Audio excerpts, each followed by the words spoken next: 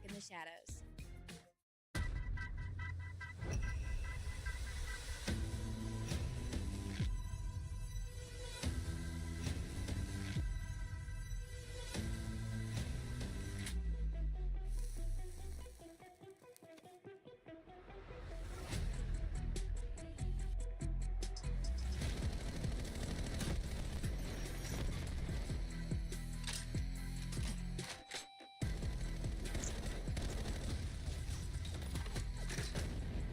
Hello, everybody. Wait, come on.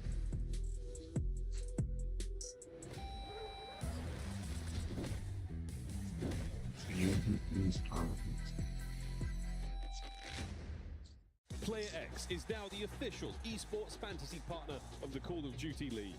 Build your own fantasy roster with your favorite players and earn points based on their performance. Once your team is set, choose your hero, then follow along in real time to see how it all plays out.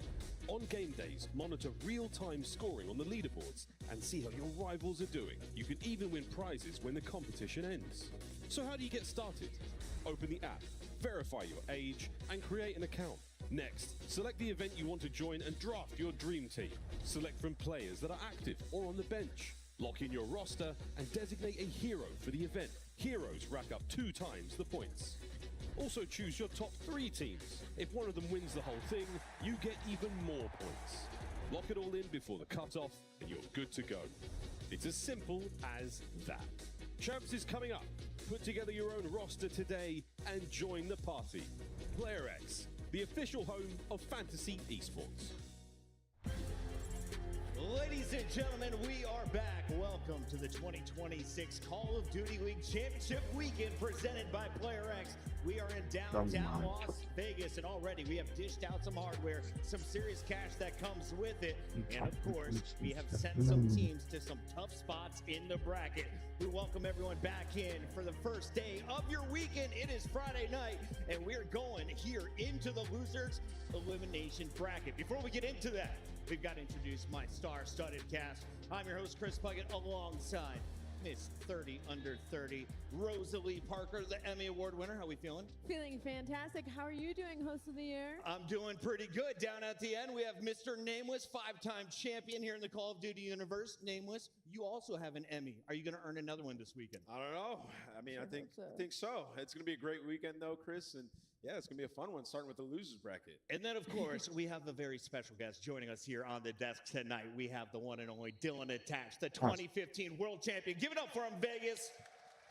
Thank you. 2018 Esports Player of the Year. Dylan, how was day one for you here at Day Champs? one was crazy. I mean, the biggest thing, we had Falcons upsetting LAT. Now LAT has to make a run through the losers. But Chris, let me introduce you, a pioneer of esports, someone who's been here since the beginning of all this. You truly are the face and voice of esports. I appreciate you. Sneaky Beaver over there. Give it up for Chris, too, champ. And I'm Chris, only down $100 in Vegas, baby. Let's take a look at your It's bracket to early. kick off day number 2. We've got a great tournament for you. It is Optic versus Gentlemates later in the show. Falcons versus FaZe, though, could be the match of the day if you watched Aluka on day 1. But we start things off with a bit of a surprise. LA Thieves are in the elimination bracket. They play G2, and we have Koi facing off against Heretics, Rosalie. Yeah, we've got some bangers down the lower bracket. I think it's funny that Dill and Ant were like, it's either going to be FaZe or LA Thieves that goes short on day number 1. It ended up being our LA Thieves. And on the flip side for Miami, this is some opportunity for them going up against Koi right now just because their play style is dangerous versus the way that we saw Koi kind of fall flat on day number 1. Yeah, I think the biggest thing in this matchup is it's 2 bad search and destroy teams, right? And there's things you can exploit on either side. Miami, obviously, with a tough draw yesterday, going up against Optic, and they got smoked in that S&D, but you got to change your approach. I mean, the first couple of rounds, just not pressing your advantage, I think that's something that'll be a bit easier up against Toronto. We are in the Michelob Ultra Arena, home of some 30 UFC fights. We're taking off the gloves. Who needs to step it up on this Miami roster today? It can't just Everybody. be one. I want eyes on at least 2 players. Oh, absolutely. I have to look at Real. I mean, Real actually was on Toronto Ultra to begin this season. He left Miami Heretics at the end of last season, joined Toronto Ultra, then he was dropped from that team. So this is a grudge match right here. He has to step it up in S&D. They have not been looking good, and I need him to be the one getting those first bloods, and also Rencor to take over we're in the respawn mode. Let's take a look here at their opponents. You mentioned it, Real was once on this roster at the start of the year. He accepted a bag, got a higher salary, excited to join the team. The fit didn't work out. Miami was never the same. In Toronto, I feel like they were looking for their footing for the first half of the season. 100%. And, you know, it's been a weird season for them. Losing Joe Deceives, bringing in Abe. Kleenex has consistently said this is the best that he's felt. And Kips had a good performance yesterday, just wasn't enough. But for this team, when you go back and you watch their search and destroy showing the same exact look the first 3 rounds, there is more in the tank for these guys. They have to adjust earlier. And for Insight and for Kleenex, this could be the last tournament that they play together, expecting them to have a better run than getting knocked out first. And I think one of the most important things as we look at the maps and modes, it's going to be those search and destroys. We haven't seen either of these teams play these maps in quite a long time, and both of them are the worst S&D teams that we have in the building. You could even argue the last 60 days. And I'm looking at Kips using that Monster Energy spotlight when you talk about Toronto Koi, and he's been their S&D guy when they needed him, and he loves this matchup versus Miami Heretics. They're going to need him in this losers round 1. This is a dice roll for me. Kips, though, is going to be able to pop off on Den Game 3. If you give him a Den Game 5, look out for that young stud. It's time to lock in our first scuff pick'ems of day 2. This is Friday, and I'm going for 123. Can you guys help me out? Who wants the Heretics to win? Damn. Who wants Koi to win this one? I'm going Koi. Ooh, I'm going to go with Toronto Koi. I don't know. Something's in the building. All right, I'm sorry, building. I'm going with the Miami Heretics. Vamos! Almost. Nameless 164. Man, I've been in between on this matchup all morning. We keep talking about Right. it. I'm going to go with Koi, though, and I believe in Kips. I think he has a good performance. Shout out to the best dressed man in the game. He is ready on the stage. Guy Blaze, take it away. Much love to you, Chris, and shout out to you guys all in Vegas. It's time to get day number 2 started, and more importantly, shout out to you guys at home. Make some noise in the chat. There we Who do you think is going to take this matchup? It's an elimination battle, and both of our teams are ready to go. So get ready to give them your vamos and get loud for the Miami I got Heretics. ultra problem. I'm not gonna lie. I just don't like how every time I try to play this game right now. Medals and Real. Miami knows that now is the time to leave it all out on the stage. It comes down to this. The Miami Heretics are ready. They've just been searching for a spark since bringing Real back in the lineup. They've shown that they can do I don't know when they got rid of Trace. That was a dumbass move. Trace was the best player. I'm looking at Super to Like, have a what the standout fuck? performance. One of the most dangerous snipers that I have ever seen.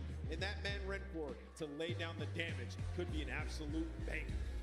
That's exactly what it's going to be. And I saw the Sparks backstage, and I know Super's ready to play as well as this next player who is coming to the stage with him and his squad. Show some love to the Toronto Koi. Abe, Kips, Insight, and Did they get a haircut? Koi has been looking for that flow state, and they have been getting closer and closer to it every single The series. fuck? Ready to make a splash on the stage. Koi is ready to go. They might have not gotten the Hey, result that they Megan, on wanted your yesterday, turn. but there is some light at the end of the tunnel for this team. Their respawn has been incredibly strong over Let's the fix my past neck. 60 days. Ah, that's a good Specifically neck in this placement. matchup, they have dominated. So watch out, especially in that map number 1. If this team can come out hot versus Miami, they could be looking at a clean sweep, guy. Woo! A clean sweep to start the day. Some may want it, but if you're a Miami fan, you might not want that result. It's about to be crazy. You can almost call it a battle royale here on the stage. And A Miami battle royale. is about to call all the action. Thank you very much, Blaze. Big game, folks. First time to send a team home here at Champs. We love and hate these days, Mr. Ashworth. We love and hate. This is, I mean, most difficult at Champs. The thrill of a victory, the agony of defeat in these type of moments, it is absolutely brutal because you're in a situation, even if you get the win, you don't feel good. Top 6 isn't enough. You need to keep going. So this is right now a battle of survival. Of course, we already know, survival of the fittest. We're going to find out very soon on the main stage, and I love that we get Colossus map 1. Yeah, Colossus map number 1. We're going to go to Koi first on this side of the stage, folks. Again, we saw them play yesterday. Tough scenes, but as Ali said, light at the end of the tunnel, we saw some good performances. scenes. And again, there is certainly life in this roster.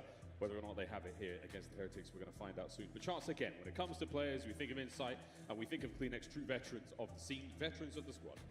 You know, they made their champs debut back in Black Ops 4 8 years ago, it feels like. And I mean, they had success, but that was for a top 12 placement.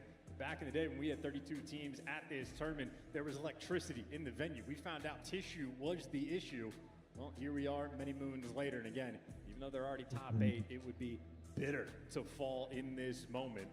Once you figure out whatever's going on in this monitor, you'd be good to go. Well, same kind of tissue, different kind of issue in that instance, but we'll see how things go again for Koi. Many of their fans watching here, many at home, nervous energy for this squad, high expectations.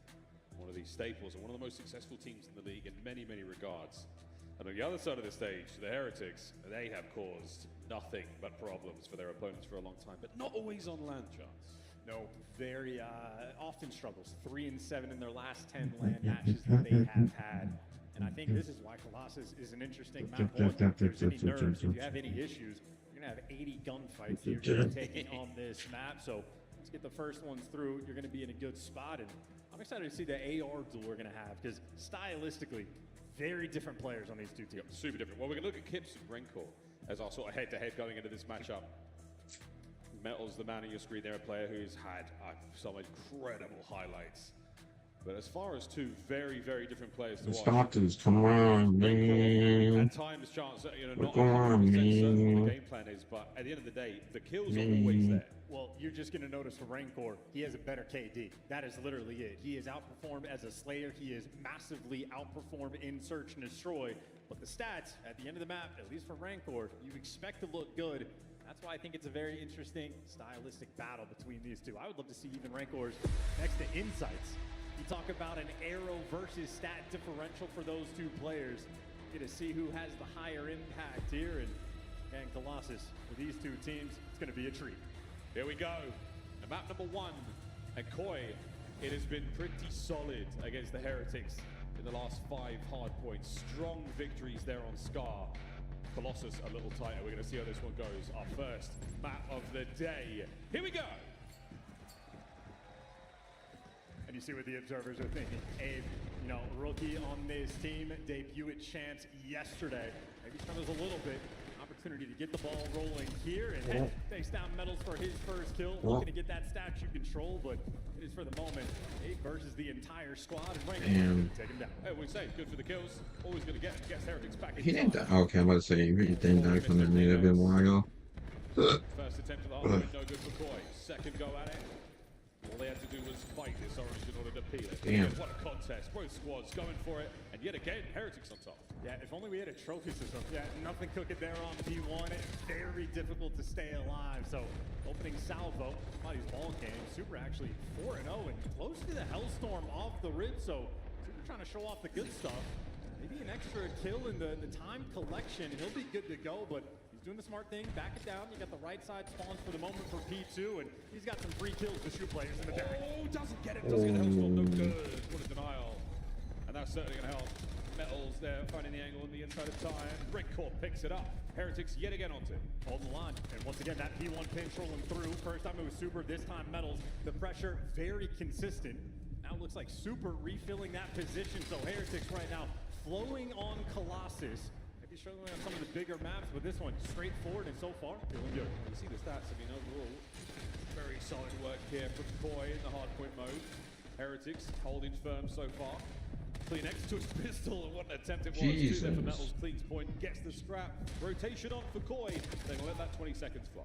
They need to win this rotation. Damn. Currently getting outslayed, going to be down by 30 going into the new time. Currently have that top side spread. Kleenex over towards Blue Crate. Insight responsible for the tunnel. His 2 teammates watching the pinch. Insight wants to make this his home. Big Jim finds another. Oh, big flame. Oh, lines them up. Abe, what a 2. Surely lends some time now to Koi.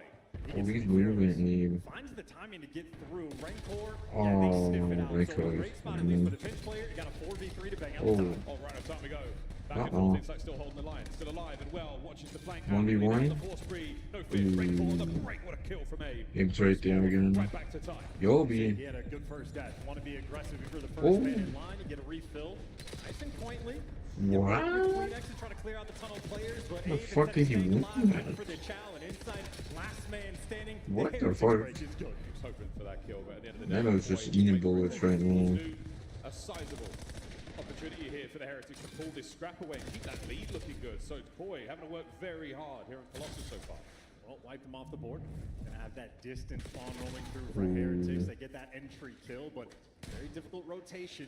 All these nades, no trophies just yet by the time this is anybody's rotation. There we go. Jesus, we didn't rotate Toronto. Second man eating alive. Yeah, we did not rotate. Onto Metals alongside Rencor, and it's nearly a perfect defensive hold for the Heretics. They've had to stay alive, could not get it done. All those players on Heretics playing together and flying. That is a bully ball for the break. Back door now on the front door. Super get down and out, and it's going to be. Then they mem get rebroken again. Holy fuck. Can they deal with Real in the back? Real is shooting right Real now. in the back finally, but enough time spent. Koi on the reinforce. You saw A maybe struggling a little bit early on in the game. Well, picking things up. He's now 8-9, looking to get even. Kip's trying to do the exact same thing. Koi might be getting outslayed against Heretics for the moment. The scoreline is nonetheless very close between these two teams. Insight with the pistol, well, eventually overwhelmed. But I think what we learned from the first half, Slang, not a massive factor right now. No big difference between these two squads. A very tight game on Colossus. Starting to get loose right now, but still Heretics going into our second set of hard points. Back over to the middle we go. With a decent lead, can they maintain it for now? Super, that 12 and 8 looking very solid. Rencor, the 14 and 10 kills, not the problem for Miami. Ooh. On that P1, you see the nades making an impact, gonna try to keep these Heretics players away. Metals just needs to slow them down. Jesus. Exactly that, drags two players to the grave. Oh, what the difficult to fuck? survive on this time. Any player that has stepped Oh, you're in Tonan. What the hell is going on? That P2 as well. A difficult moment as Super yet again. Success there on the P1 plays. Halfway to the Hellstorm. Will this be the time he gets it? A lovely nade and the in and out dives. All of this time is fantastic. All of these points are great.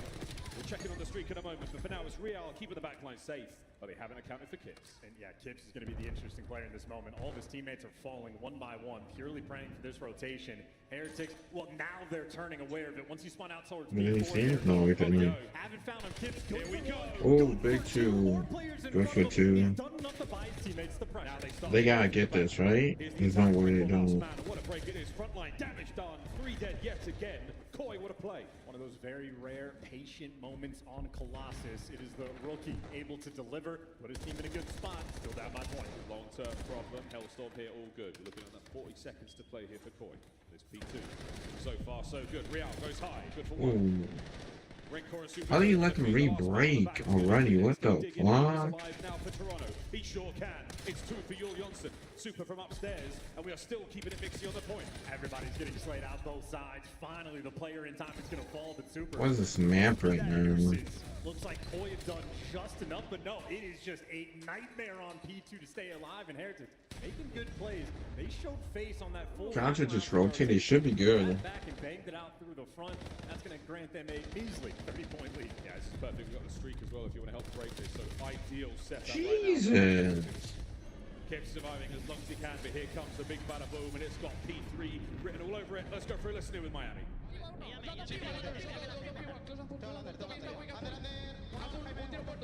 I'm not gonna lie, I expected more from Toronto. They're playing so bad right now. I really expected more.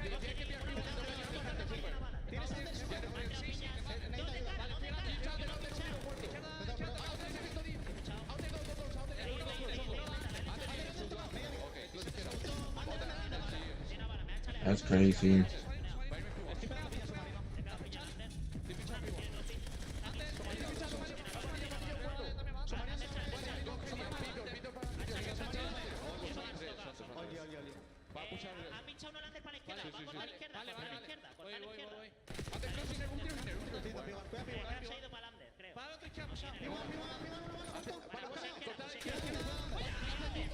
Jesus.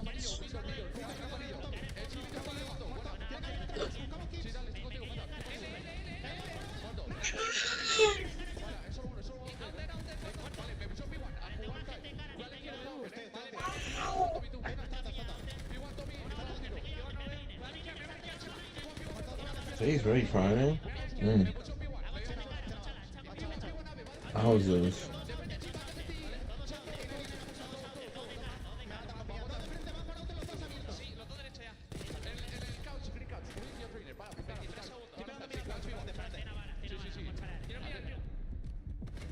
biggest voices you heard there, Real and Rencor. Oh. And they are holding. What a battle so far from Koi and Miami. This is why you got the band back together. They have confidence in Real. They are ready to have him on their team on land. So far, so good. They have maintained this 30 to 40 point lead from the jump. But a game of survival here in losers bracket. Heretics are holding on. Third set, Koi on time. Real opens up the window. Here come the Heretics. 3 in the feed, instantly aimed. Oh, holds it. Oh, It's Kips with through the 3. zone. Kips Oh, brings if you down had to Biggin. fall, that would have been fucking. And out to Insight, trying to keep this place The safe and Insight. sound for Koi. Anyone there to get to time? As the melee continues here on Colossus. Oh, they finally have statue control. This is the most stable P1 we have seen for Koi, but only 5 seconds being collected so far. It's still a close game, bro. Which is crazy to think that this is still a close game. Flag out on my face, bro. I mean, look at the stuns, look at the nades. It is a nightmare that they have dealt with. They are I think I ate too much chips. Is that bad, champ? It's the rookie starting to get rolling. A couple of sprees for the pair of them. To the next I outline ate too statue much down. Oh, chips. boy. Here come Miami. Rencor and Metals on the kills.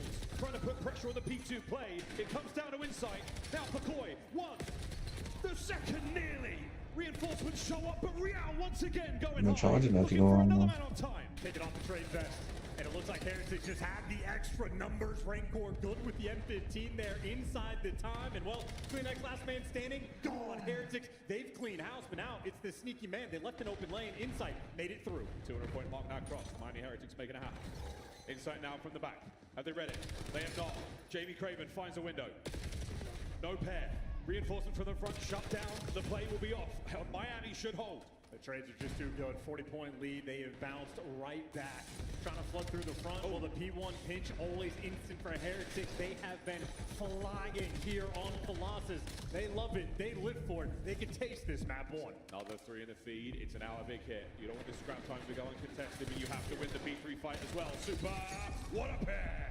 Gets a couple now, and looking to the great outdoors. Abe early on the rotation, but the scoreline is too precarious right now for Toronto. In Toronto, this is not the side of the map they're going to want. They're going to be forced to play through it. They are losing bodies along the way. They're in a pinch. They don't have tunnel. It's a nightmare, and you have Heretics that are simply too fast. The largest lead of the game. It is now a victory lap for Miami. 32-33 for Super. Metals now holding on time. Here comes the last dance, the last possible hope here on Colossus.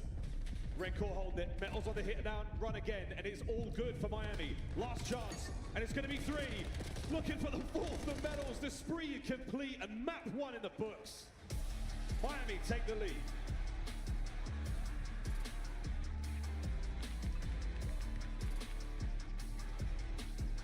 The map 1s have been the decider of many a series here at Chance. And the map 1 confidently goes the way of Miami. Clean, efficient work right from the jump. They had that 30, 40-point lead. They maintained through the entire game. Kicked up on that final P2. Maybe a few opportunities for the Koi players to make the high-impact plays. They got shut down every single time. Look at that teamwork coming through for Heretics. That is 26 assists out of Metals. I don't know if that's the record for assists on this map, but that is going to be close. EKA going crazy there. Well, non-traded, you name it, everything there for the Miami Heretics. Incredible work again in map 1. And again, stats be damned. Toronto Koi have had the edge against the Heretics on land and online when it comes to hard points. Today was different, and that is what makes Champs such a tough tournament. Highlight plays across the board for both squads. The Heretics started strong, finished strong. Such a great gap in that scoreline all map long. And a really important point, this is Koi's map pick.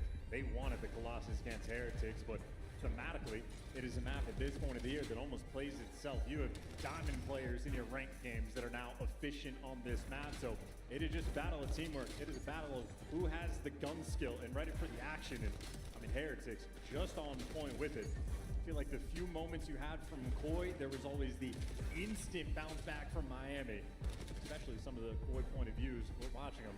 Stuns and nades are just landing at their face. It was endless from Miami. Just good pressure. We talked about the trophy systems here, story from the start of the matchup, and it was definitely something that continued to crop up. Those stuns and nades very, very efficient out of the Heretics player. Electrics out of the squad, feeling very confident now going into the next. As the cameras in our coaches' dugouts, yeah, something we're doing at Champs. That's crazy. Angels giving out GCUs, free things, SCPs, backpack. Real cost like 200K. Necessarily, it was the beginning of a too hard hard point drought at the end of the map for them. Bye-bye, Colossus. Hello now to Search and Destroy. This is also a game flow where Heretics on every single hill just a little bit better. It's not like they were any full 60s. You had the final P4 and the final P2 for Heretics where then they were able to get a nice little jump. That just means it was Heretics that were improving as the map was going on, and that means they're the team that has found their comfort pick. So going to map number 2, Heretics going to be flowing a little bit going to the S&D. They need that confidence. Well, that flow is going to stop right here. We go to Gridlock. We pump the brakes dramatically in the Search and Destroy. Den overload, Gridlock. Hard point for map number 4. And a showdown on Den if we can get there. Here we go, though, folks, into the S&D. Chance, how do you feel about this squad for both the teams? Very interesting dynamic for Heretics. They did not get a single round against Optic on the raid they played yesterday, so they're looking to get any degree of bounce back. Just excited to see what Super has going on. You had Ant mentioned on the desk of one of the best, most impactful snipers we have ever seen, only for a few stages. The recent Super has not shown that. Gridlock is a new map, new dynamic. Maybe him and Insight have a little bit of battle over towards that B site, because this is a map where it is sort of your island player gets to snipe. Whether Super wants to do that, or if you want to just bring that Colossus theme, let's 4-man bang out this A site over and over and over and trust it. It'll be fun to see if they watch, and it'll be fun to see if Koi can make that adjustment. That is not a team that seems to be enjoying themselves. I mean, that is the most simple way to put it. Just hold hands, just run it together to stay within sort of line of sight of one another. Get those easy gunfight wins and get those easy trades. Here on a map like Gridlock, very, very possible, especially the A-bomb site, that shower section, the onsen. It is a hellish place to take gunfights. Our NPC players going to be super happy to see that one go down. But what a season it has been for both of our squads. This is their match throughout the season coming into today. And how confident are you going to be if you're Koi, where every series you have played, you've won the map 1, where you are 6-1, dominating them a hard point. All of a sudden, your back's against the wall. You're missing that player you used to have, and for the S&D, it has been a pain point. Oh my God. Gridlock, Search and Destroy. Here we go. Eyes on Super. It's a return to form. Is it a brand new look? It's an absolutely banging soundtrack. Here we go, round number 1. It's so good. Loving the music from this event. And Super. No snow. M50 now. But those shoulders are going to give you tons of information now across that defense. Pull the pin, put it back in, round 2.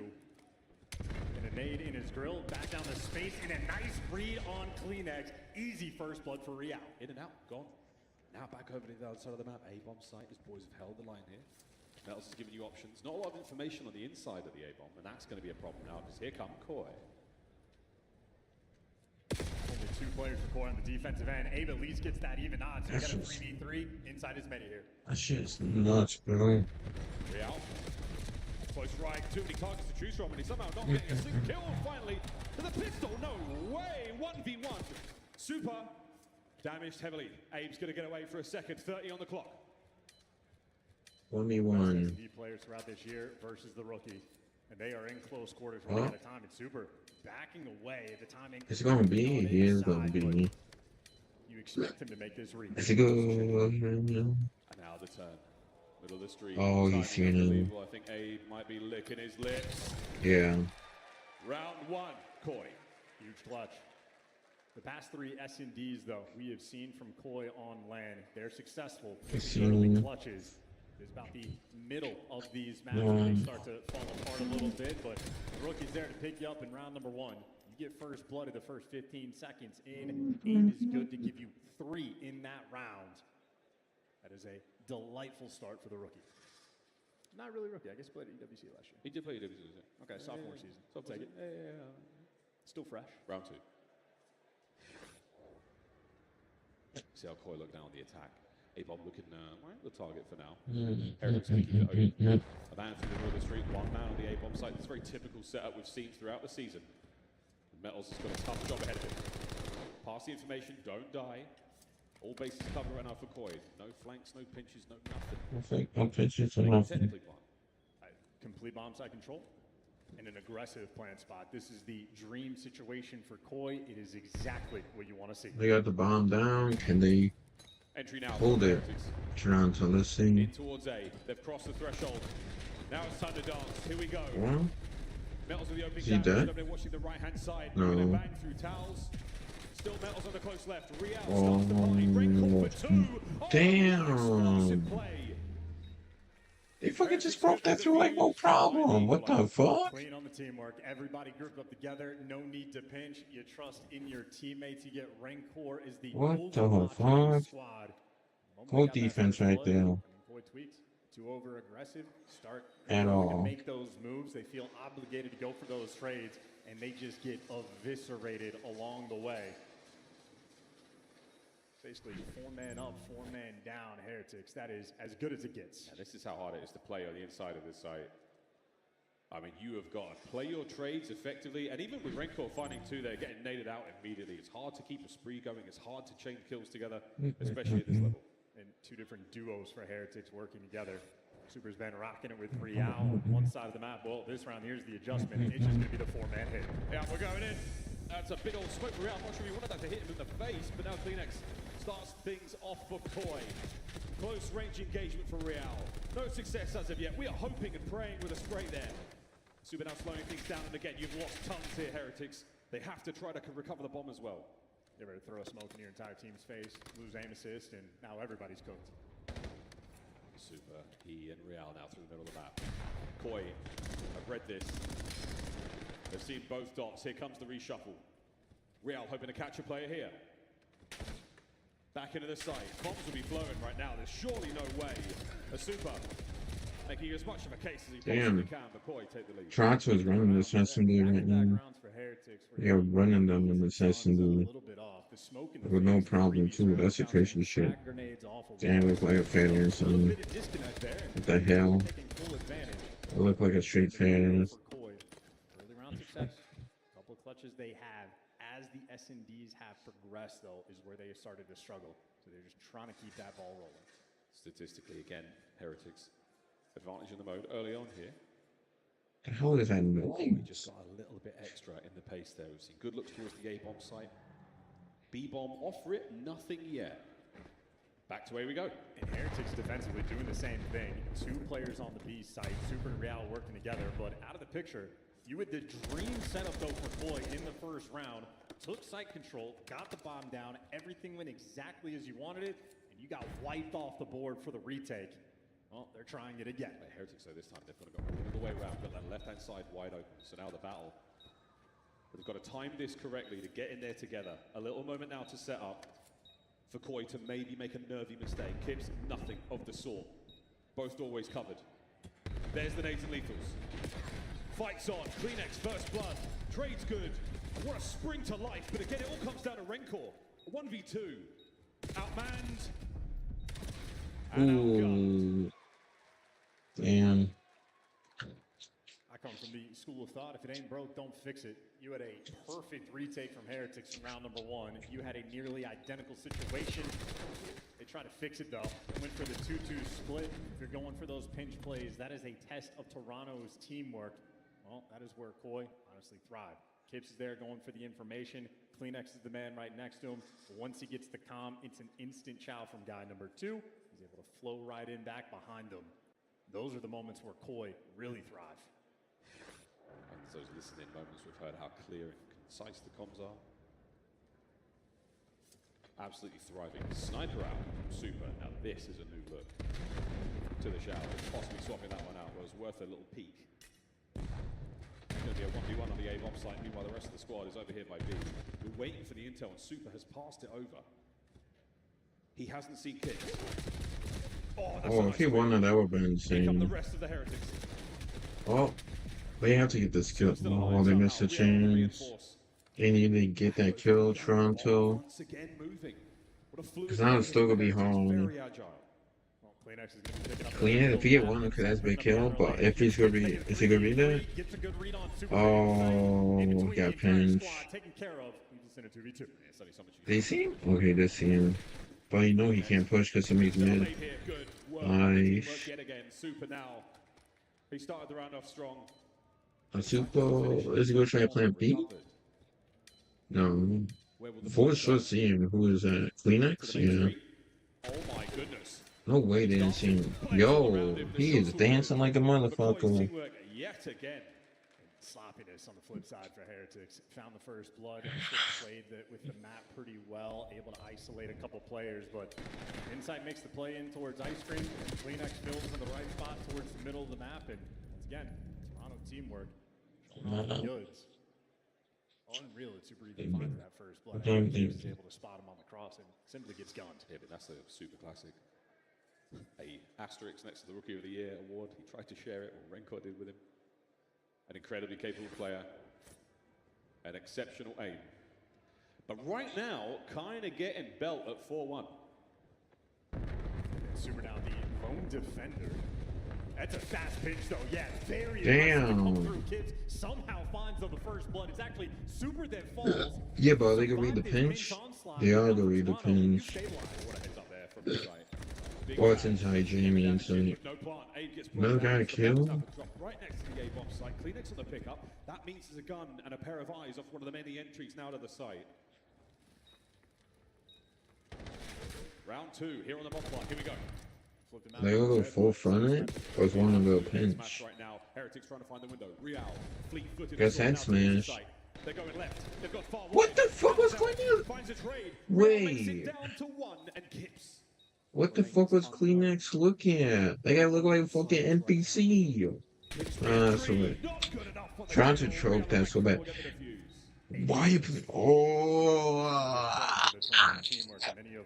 I don't like that fucking move from Kleenex. I'll be honest, yeah. He initially planted, I think, on the wrong side of the bomb. You know the pressure's on the flank. You still die while going for the. That was such a fucking fumble. Players for Heretics able to work themselves up showers. I'm not gonna lie. Saying, how the hell have you let him? That was a straight fumble. That first gunfight for the 3v3, the round just collapses. Maybe an atypical situation, messing with the minds of Koi. Still 4-2. It's first to 6, folks at home and in the venue, wondering what the hell's going on.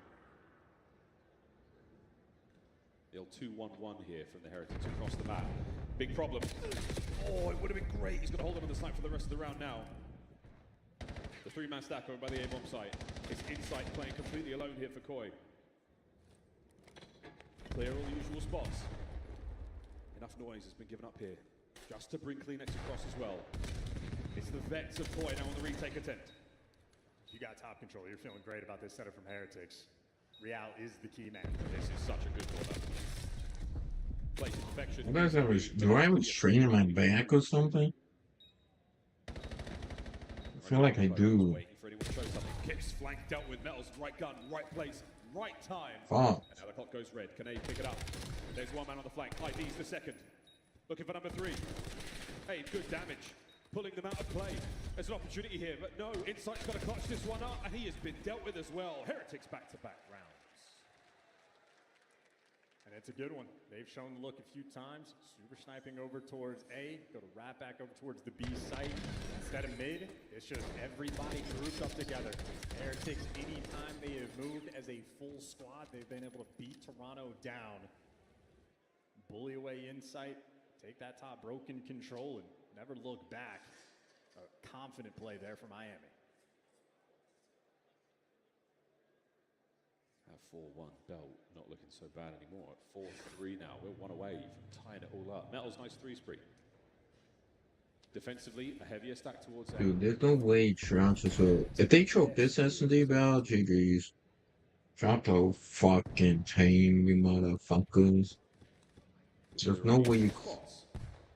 There's no way, man. I mean, there's always a way for everything, but there's no way. That's the thing. Thinking about it. More than Spidey senses tingling right now. Here come the rest of the Heretics. The nades now coming over the top. No trophy in play either, so this could get very dangerous for those 2 players. Bomb run. Can we get away with our lives? Heretics still not fully committed here on the retake. Well, Toronto is completely back down. They are playing this. Ooh, that was good name. Connection, super. Pokes his head around the corner. Real now trying to get in the fight. That smoke certainly helped things out. He's getting right in the mix. He didn't shoot Emmy. He shot the garbage can. Good for 2. No. It's a 2v2 now on the side. Rancor driving forward, brought down under a hail of fire, and Super. He's got so much to deal with here.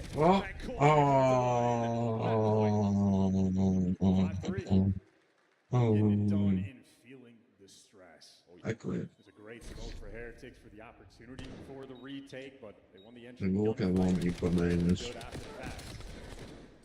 Kleenex with the final stamp on it, and maybe a moment you might need that one player on the pinch for the pressure. Very difficult just to almost sprint forward for a P2 break.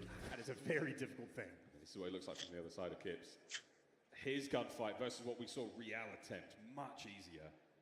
And that be the way it goes sometimes with smoke. Perfect placement, but to take the fight was one thing.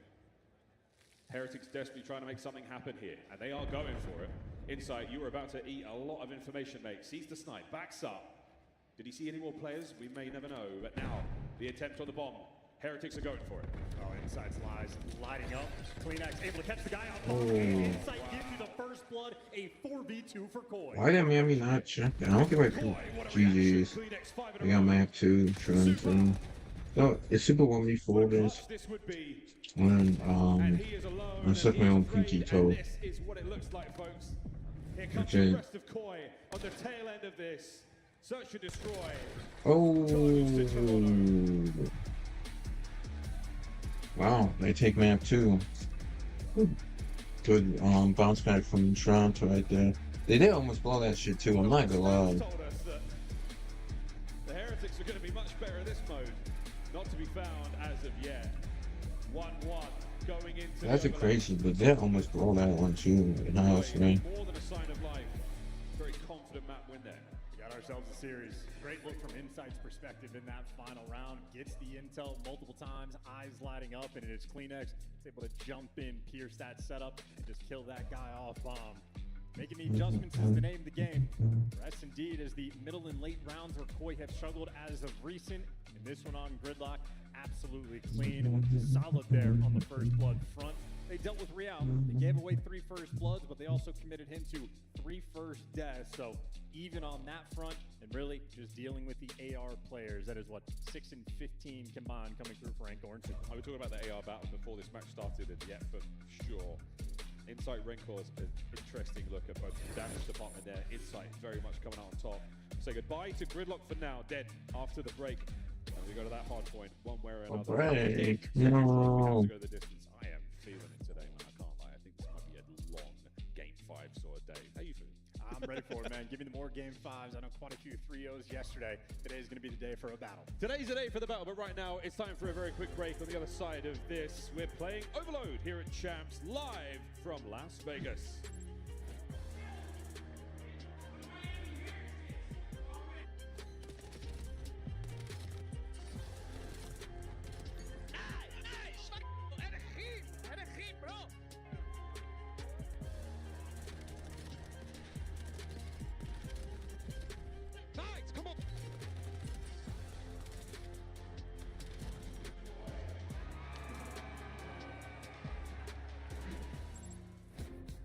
Black Ops 7 returns to the I'm Esports gonna World charge it Cup back this in. summer. Scan the QR code to get your tickets now. Go pick up the 2026 Call of Duty League Championship Tracer Pack. You can support all 12 Call of Duty League teams. Player X is the official esports fantasy partner of the Call of Duty League. I know it's itchy. Brought to you by America's Navy and the special operators who work in the shadows.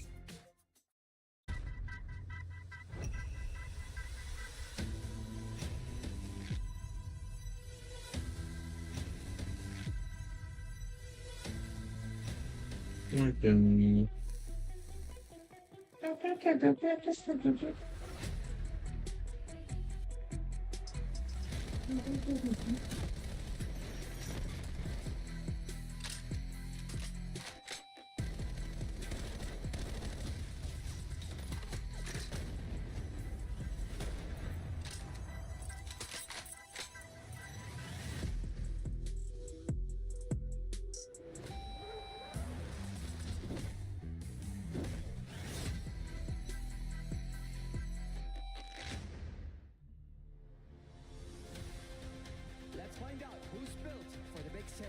Heretics ready to dive in. Fights two. 4 and Snoopy. Wipes them all. But Hydra with the switch impossible. He's making top room. So damn happy. It's Saints. Down a bruiser.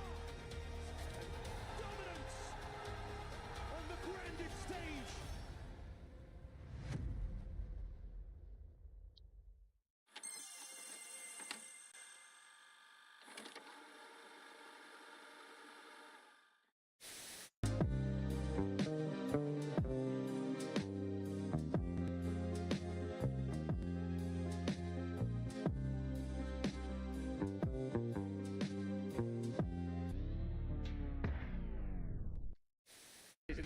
So if they were here facing, we were here in GT. Good grenade. Oh, he just ice skated on him. Yo, that was a skateboard move right there.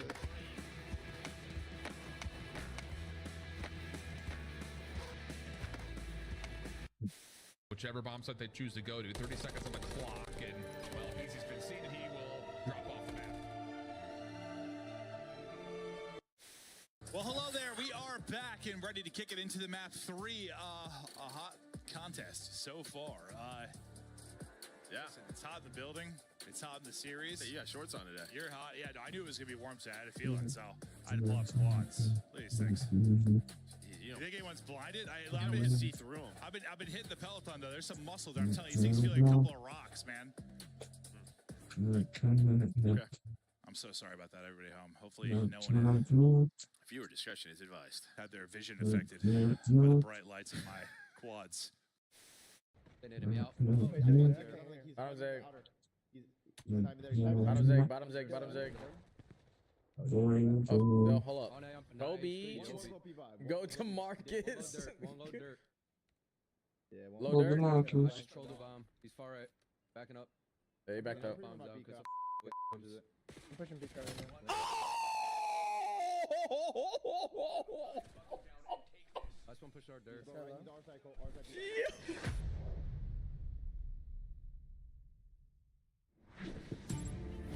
Ladies and gentlemen, welcome back to Las Vegas. We are getting through the first match of champs here on this glorious Friday at the Michelob Ultra Arena. It's been a lot of fun, and we're having ourselves quite the time. Watch parties galore. It's all happening here at champs. Welcome back to this first of the elimination match ups. We are going to send a squad home, which is one of my favorite things to do at champs, but also one of the hardest things to do, Chance. You're evil. I know what I am. Very difficult thing to do. The agony of defeat, never a fun thing. It'll be devastation for whatever team loses here, but more COD to be played. A Den Overload is where we're going to, and maybe a map that Koi, you're going to be happy to see. I mean, they have been one of the best defensive teams on this map all year long, so they're almost prepped for these types of situations. They are ready for the war. Maybe the old Koi, I don't know. I mean, it's such a different roster now. They were the masters of Den for so long. A couple of big changes there. Abe and Kips, the young'uns, they're certainly pulling their weight in this series so far. It's been a fun time for both of our squads. And again, we've flipped the script, all the stats telling you one thing, and at the end of the day, it is Koi losing the opening respawn. Now, Den, very differently, both squads. Heretics have been part of what? The longest game of Den Overload in human history. They've been there, they've done that. We're gonna find out how this one fares today. Map number 3, here we go, the hump map of the series. To take the lead, and certainly put the other team in trouble. Den. That's a big map to both teams. Big map. And for either of these teams, something they are really hunting for is to build momentum, to go through the loser's bracket in this tournament.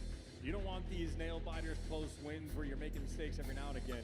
You're looking to find that perfection, hit that flow state, and really find that team unison. We're looking on the Koi side. Kleenex just talked about it. He said this is the most confident he's been in any roster in years. That is high praise for a guy like that. And you got Abe at what, 10 kills on map number 2, 3 bomb plants. He was on point. Now he's on the time flying through, and hey, he's already in your kills. Dude, Abe is in cheeks. He's gone all the way. No way against this guy as well. Abe, 3-0 right off rip. He's still got heavy pockets. Kids trying to find the kills, and we're going for it. EMP possession now for Koi. We're on the bottom side, but Metals and Real, what a defensive bit of work. Abe, can you be the hero yet again? Heretics setting up for the B point. Well, one man got past him, taken care of. This would be number 5 for Abe if he gets it, but Oh, he's open. he's got a big responsibility. He's got insight helping him Oh, out. that's He's a there big to finish kill. off the kill, so doing the feed device reset. We're trying to force this through. We're going for it. Respawns are going to be close here for the Heretics. Defensively, oh, the nades! It's 6-0 for Abe. Well, they No could way he gets the get score this as go. well. What an opener! Damn, Surely that was straight fast. after a play like that. Nuts to have a frag grenade a minute into the round when you haven't died yet. Abe saving it for the perfect moment. That is a huge score. What a life. Heretics though digging in. Trying to make sure Koi don't stay comfortable here. Super will none for damage. Real gets involved for a second, and yeah, Abe, what a life he has had, fully streaked out. And Koi down. Kleenex has got Yeah, but look, man, he's gonna fucking take this. Yeah, no. Oh, 1 minute. Aggressive. Gonna get punished punished for it. Back to Super mid. now going to be leading the charge through towers. Back to mid. You got to get these kills quick. You got to still make sure you've both bases covered. At this point in time, Heretics trying to keep you off their point. And they're in. Super's going to find the kill. Insight now on the right flank, pushing forward. Kips down, going for the jugular. Can he stop this play here? Kips. The second Get to is big. should be down. And Yep. Insight and Now they have Tam should camp it. Oh. And he hits the nade. That would have been a score. Oh my god. Insight, well, trapped in between the entire What Heretics the fuck squad is and happening? This is a wonderful oscillation back and forth. As soon as you get a little bit of Damn. life there, Heretics. We have a chance, Toronto. Keep it alive. No goal line attacks as of yet. Another pickup now. Koi with a possession. Heavy stack in the defense. We're in the nades coming through. Metals goes up. And so far, so good. Big flank now from Kleenex. There's the damage. Here comes the pressure from the front. We've got some Another damage. flank being read. Like- Abe trying to find the window. Trying to get him going through. And he might just be able to do so. What No, the good fuck are we doing? Last man in sight. And he's holding on for now. It Wait, might he be a could. goal. Wait, he could Jamie catch that. Craven to tow it over the line. Go. Oh my god! I thought he was not gonna cap that. Not too shabby. That was a huge show of force from the Heretics and maybe a slight overcommitment. Now they're trying to reposition. 3 players in towards P2. Device and Hannah Real, and they are soaring. Surely this is a capture. What an aggressive attack. Nate's in. No, a stop. I don't believe it. They stopped Metal's it? down as well. Wow. Kips for 3. That's crazy. Confusing to watch, but out of the chaos. And Abe is able going to crazy. deliver 12 kills in a moment of stability. Toronto in the long term. This device resets the top side of the map, but that is something to be prepared for. Koi right now taking it slow. Miraculous defense yet again towards the A goal. We're looking for another. Oh, wait, they have a chance. Holy shit, bro. They're running through them right now. Just like yesterday, Rancor just a little out of position in these overloads. Instant punishment there coming in from Koi. Oh my Spawn goodness. traps are flowing in. Kits able to give you the goods. That is what double Hellstorms now rolling through for the Koi boys. The young lads finding those kills coming out on the pickup. You may make another move here. Abe, he's still making the run. Kleenex, they're the man upstairs. Can he get these kills? There's one. Big kill. The second damage. Oh, There's we the second one. capture. Big pinch.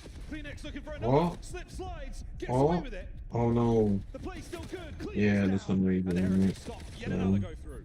Metals with the pistol whip. He was able to give you 2, so he expended all of his shoot through the clips. wall. I got the device. Top side of the map. All the Heretics players here. group Wanna up go shoot through together. the wall? Real floating towards mid. Oh So my much god. being So much done. damage Heretics out there. nothing just yet. Damn. Out of Abe. Oh. Pressure now. Yet Grenade. again. Here we go, Heretics. Trying to salvage the round. Damn. Last man left alive, Super with EMP. It doesn't hit a whole lot. 3 dead in the feed. Koi yet again.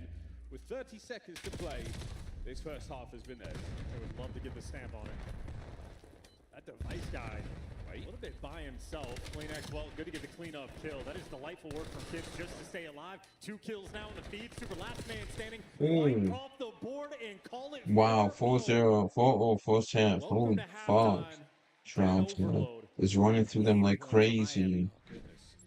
One solid attempt and an outrageous stop. This opening life from Abe, I mean, pace set. You've given the Heretics absolutely Running nothing. through them. Suffocating. Abe, yet again, finding the kills, getting the capture. That's a Hellstorm. So that's 2 Hellstorms to play with right now for Koi. A 4-goal lead. This has to be one of the best second halves we've ever seen from Miami. You know, Rancor's over here pinching through P2 while Insight scoring instead of wrapping out back off spawn. That's a lot of trust in your teammates.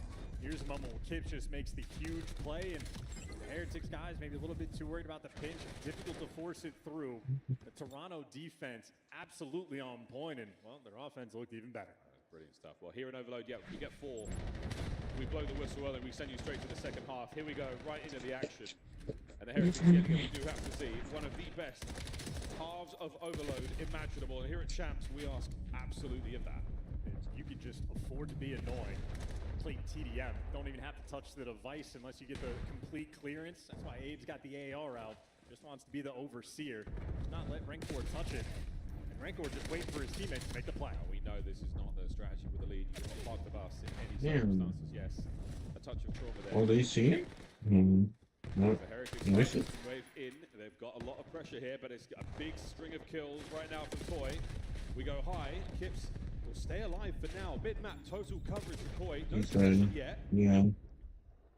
The back and forth, still trying to feel each other out here early in the half. A minute burned off the game clock, and that is 3 kills in the feed. Right now, Koi just maintaining the advantage of the situation, keeping the pressure, keeping that device controlled. They don't need to touch it. As long as Heretics don't, that's a free win. They touch, you've got 2 Elstons with their name on it, but again, if you give the Heretics a chance to make a run, anything's possible. Abe still defensively, holding everything together, 19 and 11. Huge work so far. And Heretics, I mean, it's a solo play in the middle of the map from Rencor, trying to find something here. Abe, another. Abe finally brought down, but it's 5 there from Real in the life, and now a chance to get things going. Kleenex says, no thanks, mate. I'll take that. Metals with a big pistol kill. And this could be an opportunity. Real down in spawn, but Metals alone. Staggered play from the Heretics. And finally, they have device control. It took them a minute and a half to pick it up, and now that they have it, there's just nowhere to go. 2 minutes burned off the game clock in this round, and Metals, none of his teammates are even trying to catch up to pass him. Just left out to dry, left there to die. Rancor, last man standing, not too much he can do. Yeah, structurally, the formation right now for Heretics is not ideal. Frontman should not be carrying the EMP. He should be carrying an SMG at the very best. And right now, back to square one. Minutes being shaved off here. We're going to be saying goodbye to Den momentarily. You're already thinking about the hard point. Not a lot of life here from the Heretics on the second half. Final chance here for a run. Is this the beginning? No, Abe with the defensive play yet again. Maybe I'm just stuck here. We've got to see Rencor now make a move and try and help get the CMP home. And so far, it's 1 kill to his name. Immediately traded out. Koi, all good. Ironed up and stationary. You need to get the scores, but we're baiting our teammates. It is not ideal. Possession dead even, but the 4-0 efficiency. Toronto, this is the first time they touch the device. You're getting spawn killed, but device and dojo. Toronto is dealing with the pressure so well. Now, this is tough. That last man trying to get the EMP, not helping anyone out. Kips finally down. Super trying to stop the goal through the halfway mark right now for Koi as they try to cross it. And what a nervy moment right now with just under 2 minutes left on the game clock. Heretics, we have seen nothing. I was going to say, Kips is posted over towards the B zone. He's calling it the Hellstorm. That was a 3v4. One of the 3 has a pistol, and Toronto just able to hold that line. Deal with 1 Hellstorm. Well, here comes number 2. Here comes number 2. Man, that is so tough to deal with. Abe, will he be as successful? Again, just able to keep those players trapped on the inside of tin. 1 goes down, a nade for the other man, and the Dojo are now safe. 3 in the feed for Koi. It's an absolute masterclass on Den. Defensively, can't be messed with. Might be easier work. I mean, a 4-0 lead in the first half and never looked back. Now we just get a pad these stats. Yeah, we're padding the lead. Oh, no. Super can't catch a single one, and that hurts you again. Going into the hard point. It's a confidence knock as well. Kip's looking for his 31st kill. He's absolutely slaying the map so far. Abe joins him in the 30 bombs as well. Sensational stuff from Koi last minute. And again, we are just looking to make those stats look ever better. Heretics utterly stunned so far on Overload. Thematically, this is exactly what Toronto want. You want to have the young gun shoot hot like this. To see Abe at 30 and 17 is a wonderful sight. That is back-to-back maps for Abe. Holy shit. Abe just killing everybody, even his own teammates. Doesn't matter. Able to collect and shoot for the hat trick as they have been gunning them to bed. A brace for Kip. Damn. Man, we got smoke on this map. Doesn't even feel fight. Now, again, it is merely trying to keep the guns warm. What a devastating performance. And Koi should absolutely feel good about this one. A gridlock hardpoint on the other side, and there it is, the hat trick for Kips. His 3rd of the season. 6-0. Damn. Holy fuck. Slaughter and Overload. Puts Koi. Holy shit. Miami's sucking Overload now. For Koi on land, that is the best. They are absolutely horrendous at Overload. Gee, I can't speak Overload. Look. Great usage of the Hellstorm. Teamwork on point. Dude, look. I can't fucking. 2 minutes there in the first half. It feels fantastic. They have Look. I can't fucking speak. Lord. Yeah, completely disconnected. Lord. Nearly every play outside of 1 attempt. Lord. Jesus, I can't fucking speak. Fuck me. The kills are outstanding. Really solid work. 3 for Kips, 2 for Abe. and Insight getting on the board as well. Sensational stuff there. Our scuffed play of the game is going to be the first half for Toronto Koi. Off the back of an incredible life of eight, not only the streak, but the goal here as well. It was just too good. Just the teamwork and decision maker. I am shocked that we actually saw Colossus back corner, at least for that to be the Koi pick. Just looking at the style of the team. Here's a look at the one attempt Heretics actually had to get a capture. You can just see how chaotic it got for them. Kip's able to clean up 3 there in that feed, change that into a score. And it was just pedal to the floor in these moments. But just running him over. Really. Oh, isn't that nice?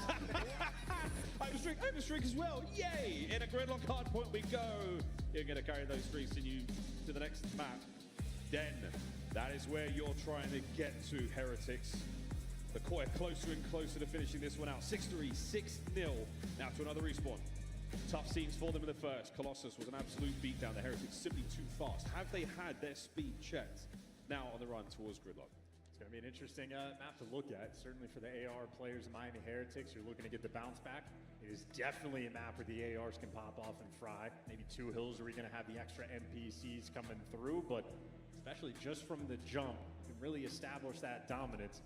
On the flip side, how rotation heavy this map can be. You know, Koi, they spoke about it the moment it got added to the rotation. They were happy to see it. We mentioned Black Ops 4 for the likes of Insight and Kleenex a few years back. Very familiar with this map. Yeah, very much so. Kleenex, a quick monitor swap, as you can see taking place there on stage. We'll get that, as you can see, getting done pretty quickly. Oh. It should be nearly hot to trot here, folks. And a wonderful crew here, keeping all of our players in check. I'm so Hardware, sorry. software, rules, you name it, everything good. And Insight. Been to champs many times, been to a champs grand final as well. There with Toronto Ultra many moons ago. Now under the Koi banner, Kips trying to keep the boys cool. And they are certainly feeling very confident after that performance. That is as good as it gets. You get to settle in. Maybe even adjust your headset as it's Dang it. popping off the top of your head, but settle in, get the vibes flowing. Just make it as close to a scrim environment that you possibly can. Practice how you play. You're ice cold on map number 3, and Heretics now a single map away. Elimination. Champs run will be coming to an end. Last chances here for Methods and Lucky to pass something over to their players just to help get them over the line. That little extra 10%, that little extra magic. And this is the end of the line for one of our squads. Who advances forward? Thieves, G2, or other elimination match today. What a shock that is. Our Rookie of the Year, our regular season MVP, playing for their lives later on today against G2. Heretics, again, right now the goal, survive this map, get to Den, and then leave nothing behind. And speaking of Rookie of the Year, if you're looking at guys like Kips versus Neum, it's almost 1A, 1B. You have a great claim to that title, a great claim to that trophy for either player. Maybe Kips looking to make champs, that sort of separation moment. Interesting battle because he's been incredible. One of the best S&D players we have in the game. For a rookie to be dominant in any given game mode is impressive. Obviously his slang numbers and respawn, absolutely there. He's been a shining light for this Koi team this year. He's looking to be that guy here in map 4. And Kips had big shoes to fill, a heavy jersey to fill with the departure of Joe Deceives to the General Mates, and now fit right into the role, absolutely finding himself in a good place, and that does look like Kleenex is good to go now, so we'll be momentarily starting the match. But for these young players, for these young rookies, the pressure is immense. This is the end of your regular season, and this is the debut. And this, that's a lot of rookies getting to the big stage for the first time, and what performances we have seen from all of them.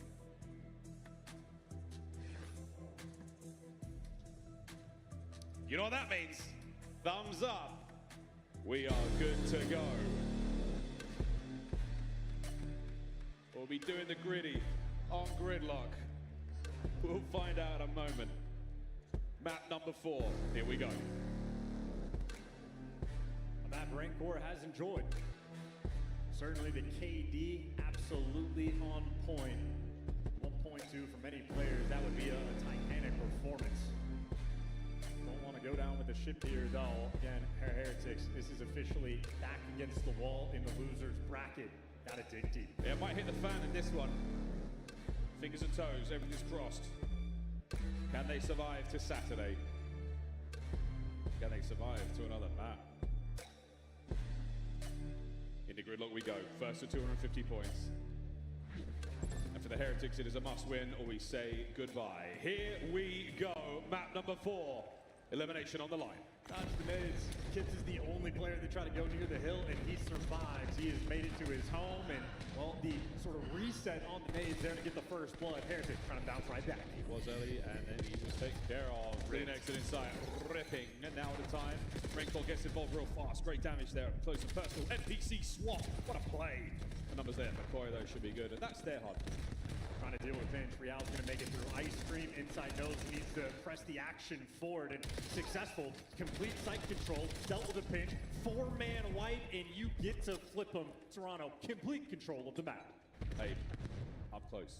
Fees the intel. Kleenex could be good for that. Bombs right now, positional advantage. You name it, 3 dead. Instant Koi. What a start. P2 covered as well. Insights all over that. Abe just alley-ooping him. Hey, Kleenex, they're right here. Go kill him. Here's the sun for you, player number 2. That is one of the best P1s on gridlock from an opening break we have seen this year. Toronto full advantage. Abe continuing to fry, and Heretics barely shooting back. Real, the only player to live, and maybe the last player to fall. See Abe there in the distance on the hunt. Is actually a scattered mini-map now, but boy, they have the rotation. Abe, oh dear. Trying to get himself another set of streaks, but it's going to be a nice attack here from the Heretics, rolling across the map. Unfortunate timing from inside. Damage not there. Real has punched a hole. Metals with 2. That's your hard point. Needed that. They have just now turned for the spawns. A little bit late to the jump, but pays off. Gonna make it there. Unfortunately, no trophies this early in the game. That car does explode, and look at that. 3 nades from 3 different Koi players. Devastation for Miami. That's as good as it gets. That's your hard point yet again. Scrap time to be had here. Rotation on Kips. Can he get away with his life? Oh, he's played it very well. Sneaky man. Super. There's a hole in the radar. Abe, though, gets caught. Numbers are here for Koi.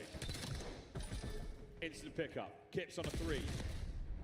Metal's now trying to enter the site. Oh, boy. He finds himself, too. So Heretics alive and well. Yeah, great timing for Metals to sort of pierce that setup. Timing goes his way. Heretics need to take this advantage to get back in the game. Oh, no good. Real holding down that left lane. Out of Rainfall. Back and forth. Good enough for the kills. Koi down. Wave 1 ineffective. Kleenex and Kips both fall before the teammates are going to be there. Now you got the pinch spawns rolling through. Heretics need to kill him before the pinch is there, and they're reading it to a T. A P3 that has been gorgeous so far. If you get the final 20 seconds, you will indeed be right back in this game. Metals, the key factor to get his squad back in the mix. Dancing causing so many problems. Great damage. Lovely time. Gets another kill. So that's going to be 4 now for Metals. Now that right-hand side of the map. Like clockwork, we go.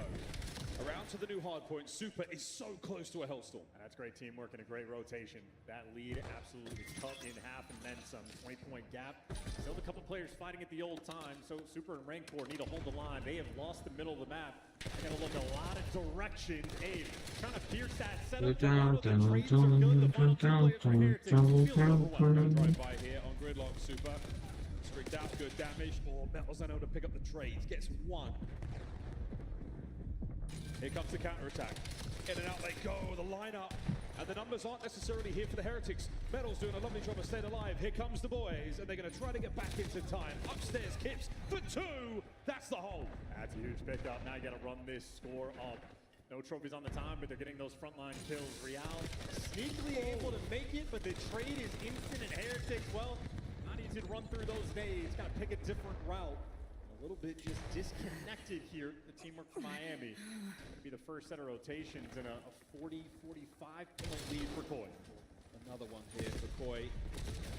That was going to be 3 dead, but that's the end of our first set of hard points. Back over to P1. Heretics very much need this. Their first go around, very, very dry. Abe, worldwide tour, doesn't catch the kill. Inside good for the trades, and now pressure towards the hard point. Yeah, pinch spawns, Rancor. Yeah, too many directions to look. You just have Heretics mismanaging the spawns off that rotation. Got to be perfect, and if you're not, forced to use the Hellstorm. Super able to secure this when he was 4 and 9. I don't see a trophy on that time. Got to run for the hills. Great though. You You see the power of the Hellstorm now. Real and Metals able to get back in there. All the information passed over as well. But here comes Koi. What a counter attack. 3 dead instantly and back at a time. Tobias Yule Janssen there to make the play. Finds the 1 kill in the Hellstorm to apply that pressure on the pinch. That is a Hellstorm that nets you nothing, if anything, negative points. And now for Koi, when the rotation towards P2, you're going to be feeling great, feeling gorgeous. Got to find a guy sitting on top of 18. Kleenex does not quite have the support. A little bit of a Houdini moment there, but Kleenex. Oh, lovely game so far out of him as he keeps himself alive for as long as he can. Insight there, dealt with by Metals. That NPC starting to get red hot. Real will need that ambulance for more than one reason after that kill. And Metals back to time. He's desperately trying to roll the boys through this one. Still a 30-point game as Super. From the flank, no good. Kips is in, and Koi are on time. Yeah, Heretics, they have had a lot of difficulty managing these spawns. They have constantly found themselves in pinch situations, getting shot in the back, and you're trying to bail yourself out of something difficult. Well, when you have the pressure applied, team kills start rolling through. They're trying to manage it and get on the time. Real good for 3 in the moment, and they clear out the hill. Finally, a moment where you think you can breathe, but for Toronto, that pressure never stops. Great damage as well. Oh, Real, what a fourth. Final 10 to go. Scrap, they sorely need. Super finds himself on a new time. Trophy in play as well. And you've locked down one side of it. This trade is essential from Super, and he gets it. That is huge from the Heretics. And P3 was their best hill by a mile. Now they're in a situation where they start out with complete control. They can officially take the lead on this hell. Real on a 4, Metals on a 3. Things are looking good. It's looking great. Real gets a Hellstorm. Streaked out. Oh, looking for a few more, but it's Koi on the counter attack. Insight finds 2. Last man left alive is wearing a Heretics jersey, and it's Super again. Well, he didn't actually go on towards the hill, so now you got a full square up, a 4v4 battle for the break. Here we go, boys. Gloves are off. Trying to send it. Metals with the first. Kips goes on the roundabout tour. Catches another. Metals on time. Surely damaged out, but Koi still fighting. Koi with a break. Now Koi with a listen in. Yeah, what the freeze the There's one, I'll come forward. I need help here, okay? Yeah, I'm with you. I'm shot, bro. I didn't see anything deep. I'm in the plane now. Yeah, they're probably just in new. Nothing I'll see if it's square. There's 2 of them. One could be new, bro. I'm trying to help you, Jeremy. Damn.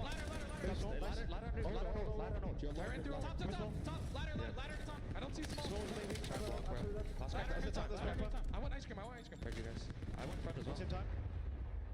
What's your back door? Front time, dead. Dead. I can front. He's got back to top window. Why they all push out front like that? I don't get that.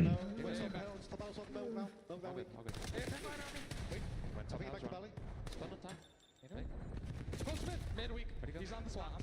Swap backed up the freezer. Okay. I can kill time. Back door now. Stairs. Back door. One more ladder. Back door, maybe one. Ladder. He's got time. Stairs the back door. Guys. At least 2. One more. Upstairs. Jesus. Might already be in there. That's one ult. We should be. Yeah, one nade in there. I don't see it. In ice cream, play an ult maybe. Yeah. All the way. 2 ults. 1 on ult. 2. 3 ice cream. 3 ice cream. Okay. Give it a second. Let's pump back. Back door. I don't see him. He's ice cream then. Top broken. Where'd he go? They see me? Top broken, Real. Dead and ice. Desperation in the listening. Koi lying to fight their way back in. But what a lead from the Heretics. Well, here comes the Hellstorm. You have Real instant on the jump. You lose the P1. Time to get it right back. Will be as effective. Metals now being sent in for the kill. Not going to let anyone from Koi make their way out of Broken in towards that time.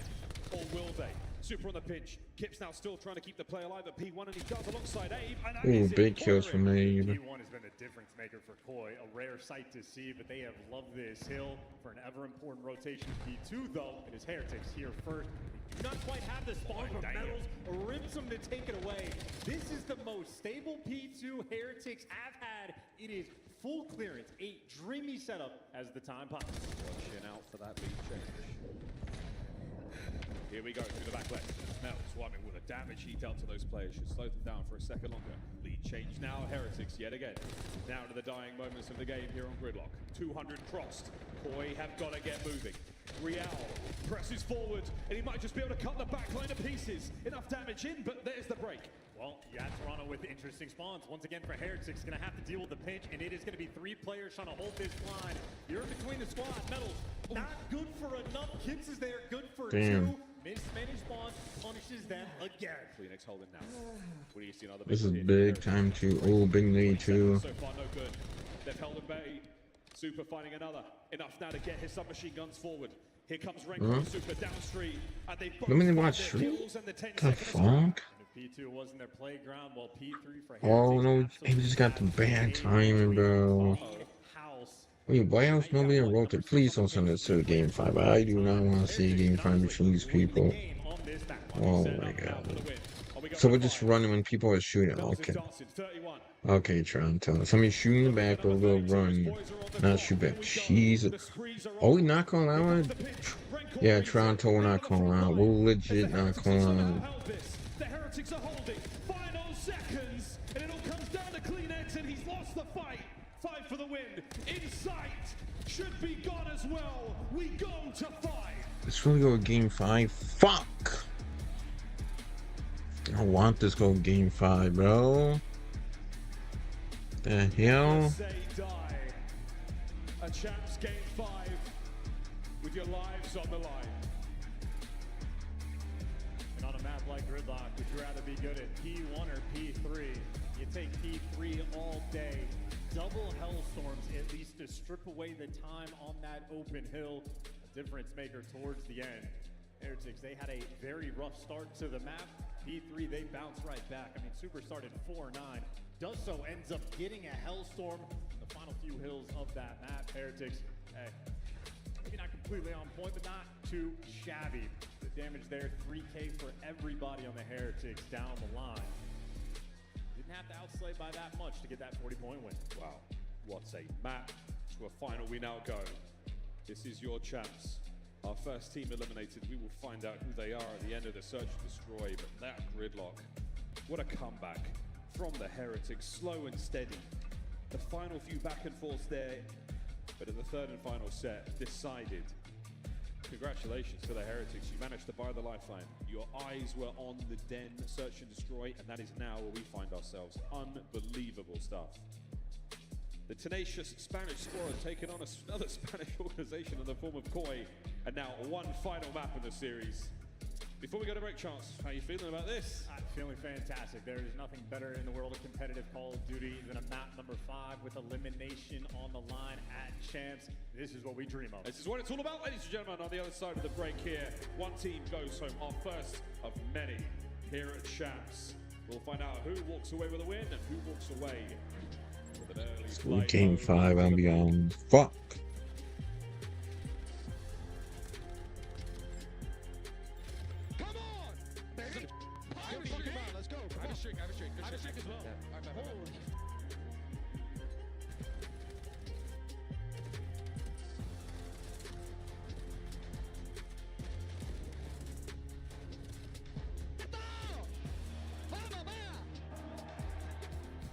Look like the pros to play like the pros. The CDL team skins are available now. Scan the QR code or check out the in-game store now. Player X is the official esports fantasy partner of the Call of Duty League.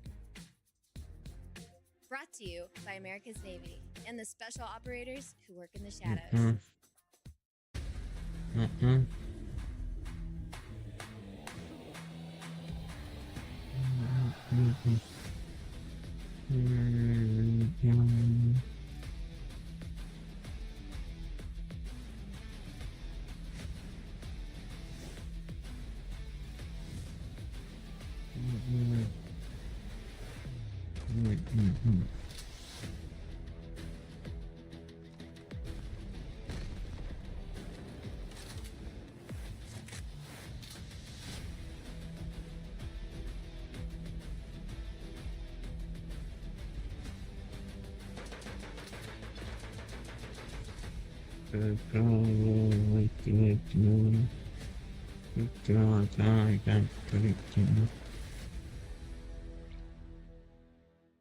At COD Champs, the fun goes beyond your seat. If you're in the start starter ranks, you gotta slide over to the iconic Vegas sign for a quick photo. Then drop into the playground made for adults. At the Shark Reef Aquarium. Now at the next level, full send the obstacles at Spy Ninjas Adventure Park. Then get active at Lake Las Vegas Water Sports. For the ultimate experience, take a helicopter tour of the Grand Canyon. Then jump off an 800-foot building at Sky Jump. And that's how you make your Champs weekend unforgettable.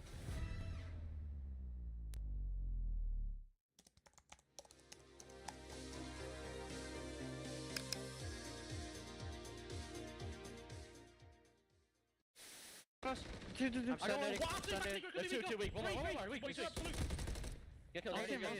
Back out. There's two. We can refill your secret in a second. She's one more back door. I know your secret. Back door. Still got a minute. Jesus. Nice, Eric. Good story, man. You can't kill me. What's your... I have a secret. Cracked. Don't play with this guy, bro. Wait, that's me! Chat, I'm in the bottom right! That's crazy. I'm on the broadcast! Chat, that was me! No way! That's what he wants to do! That's me! Okay, that's how the series ends. Okay. Oh my God! Here come the Falcons. Boo! Are we booing? Yeah, we're booing. How aggressive? Let's get it. All right, yeah, boo! Ouch. Is that good? Yeah. Boo! Look at AJ. He's smiling, taking it all in. Yeah, he's walking like he's a He comes right behind him. Oh, God. Purchase drop. Beans is the clutch god. Whoa. He's got a message. This guy don't play for the win. What? This is criminal. What was that? Play for the win. What? Why is he laying down though? Because he don't play for the win. I get. Hey Ken, you know where you thought from? This guy's Yeah. not real. What do we call that out? Because I knew he was there the whole time. Let's call it barrel. A final map to decide who walks away with a win here and who goes home a little bit early. Ladies and gentlemen, welcome back to COD Champs. It is our first elimination matchup of the day, and we're going to a fifth and final again here at the Michelin Ultra Arena, and things are getting spicy already. Mr. Ashworth and I will take you through this last one. How you feel, mate? At first, I thought we were getting ready to dig some graves with these sounds. Turns out we're getting funky for this map 5. It's going to be a den, a long-term map that we have seen. Very interested to see the dynamic. This is a map where if you were looking at Super Snipes, he was legit all over the map. A side, roof side, middle of the map, bottom side, in his spawn, in their spawn, doesn't matter, wild stuff. But that has been a very different search and destroy dynamic that we have seen at this tournament. Heretics have struggled in Toronto, at least in the map 2, fully capitalized. You had 3 bomb plants, double-digit kills, had the 1v1 clutch just to kickstart things. See if the rookies can continue to have that ice. Well, the rookies, again, it's the first chance for Kips and Ape here, and the nerves are certainly starting to kick in. The last listening we had in that gridlock hardpoint, it started to get a little nervy. There was a real air of panic, I think is the best way to describe it, trying to will the boys over the win, but super. And the rest of the Heretics. I just have to go man fight. I don't know watch man fight with this. I'm be honest. I did not. Extremely rare in the Toronto camp since their debut in the CDL, no matter what roster combination they have, to really hear stress in their voices. Maybe you stress calm something, but no. Really, the nerve's going to be on full display. And on the flip side, you know what's going to be there for this squad in the exact same fashion. LAN has been a struggle for this team all year. They dropped arguably their best player to try to get that back and see if it's going to be paying off for you in this type of environment. A good performance at Champs can make up for your year. It can justify everything. A little delay here as we get into things. Something up with Rencor there, but yeah, we've made a big change in the Heretics camp. Real starting to very much look like that player they wanted back in, and this is the gridlock. Quick highlights before we get into our 5th and final. And Rencor, a lot of criticism received over the weekend, but fighting with absolutely everything they've got, they'll find the win against a squad who had the lead for 80% of the game. I mean, great resolve. go down 60 points. It feels like a nightmare situation. Everything clicking for Koi. This is obviously following up on the overload where Koi slammed them. So great resolve, great bounce back, double Hellstorm getting earned, Real making plays, and honestly, dealing with a ton of chaos. You had Heretic struggling to sort of manage every single hill but this P3. This is where they were truly able to lock it down and win every single gunfight, but in the chaos is apparently where the Spanish survive. Spaniards again finding wonderful success there with the streaks. Their score streak performance so far very admirable. They've had one in nearly every single hardcore we've played so far. Colossus great for them. Gridlock pretty good as well, but Search and Destroy and Gridlock didn't necessarily go their way. Den though back to old ways, back to season 1 or Major 1. They were an incredibly strong team. Super looking like one of the best players in the world. Can he get back into that form right now? Can we see some of that magic? And this is it. Will they be the last bumps of the tournament? As these boys get into it one last time. Toronto Koi, Miami Heretics, elimination on the line. Here we go. I don't know. One last time. I don't know who he. Honestly, I don't know who's gonna fucking win this shit. I'll be honest. Both of these teams are playing like fucking like garbage shit. I mean, not like garbage, but they're very even. You know, like team-wise or something like that. I'm trying to say.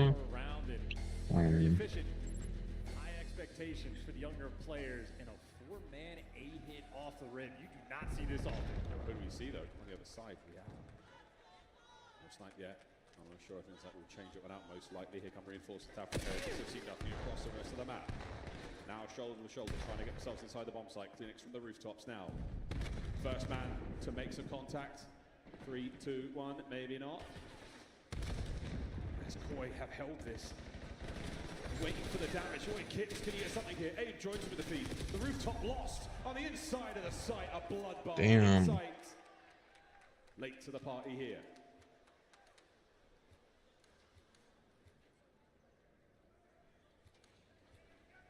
At one point in time, the king of clutch in the COD world.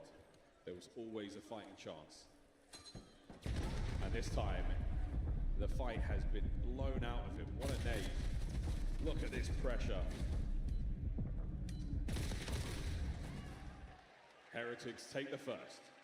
Typical for Metals. He was the man that needed to get traded by that A site in small room, and instead of getting traded, he gives you 2. Real there for the other cleanups, and beautiful round.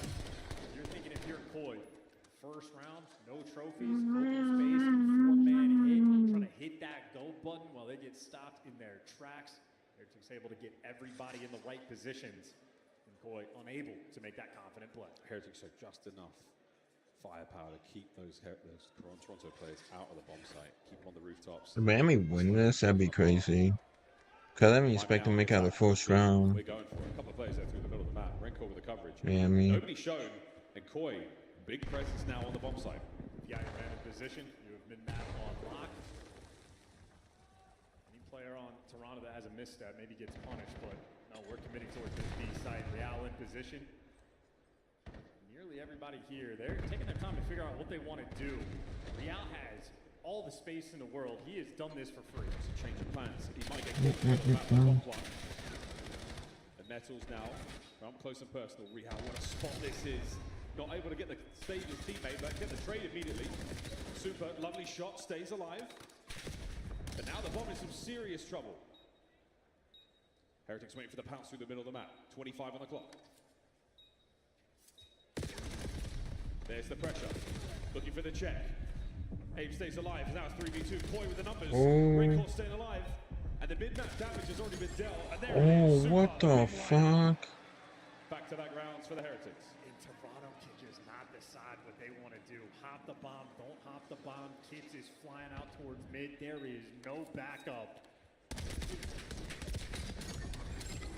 Pressure will either make diamonds or it will break you. Heretics shining in the first 2 rounds. Super's hump hot there just to get the last man. The second kill was nice enough, but to defeat Abe as he was trying to hit the defuse. Gets himself a nice little 3 spree going into the 3rd round. And again, score streaks have been very, very acquirable by the Heretics so far. Here goes Abe. What a aggressive push this is. A lot of information gained. Rencor, the lone man over there by the B-bomb site. We should see this pawn. Insight is in a world of trouble here. Find a corner and hope for the best. Just caught, doesn't shoot back. Toronto, they do not have the sauce right now. Not in. Oh my god. Okay. Okay. Now it's a 2v2 somehow. What the fuck just happened? If they go. Oh, he pre-nutted a little bit right there. Here comes Kips. Until passed over, we're going to try to isolate the gunfights. Kips 1v1. gets it done. 15 to go. Rencor trying to make something happen.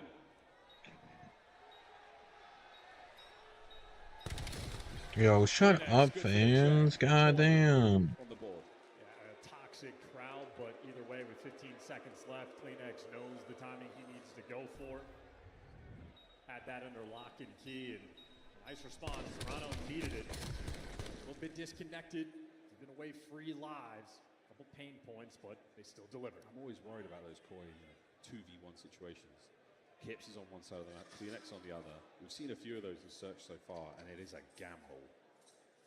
The Heretics unable to overwhelm in the 2v1. Certainly hurts you in the end. 2-1 in game 5. And this time, Heretics moved away. No defenders here for Toronto. Not at all. Super. Watch the flank now for a moment longer. There's the stun connect.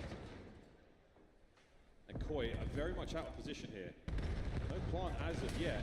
We're waiting for the kills, and it's reminiscent of round 1.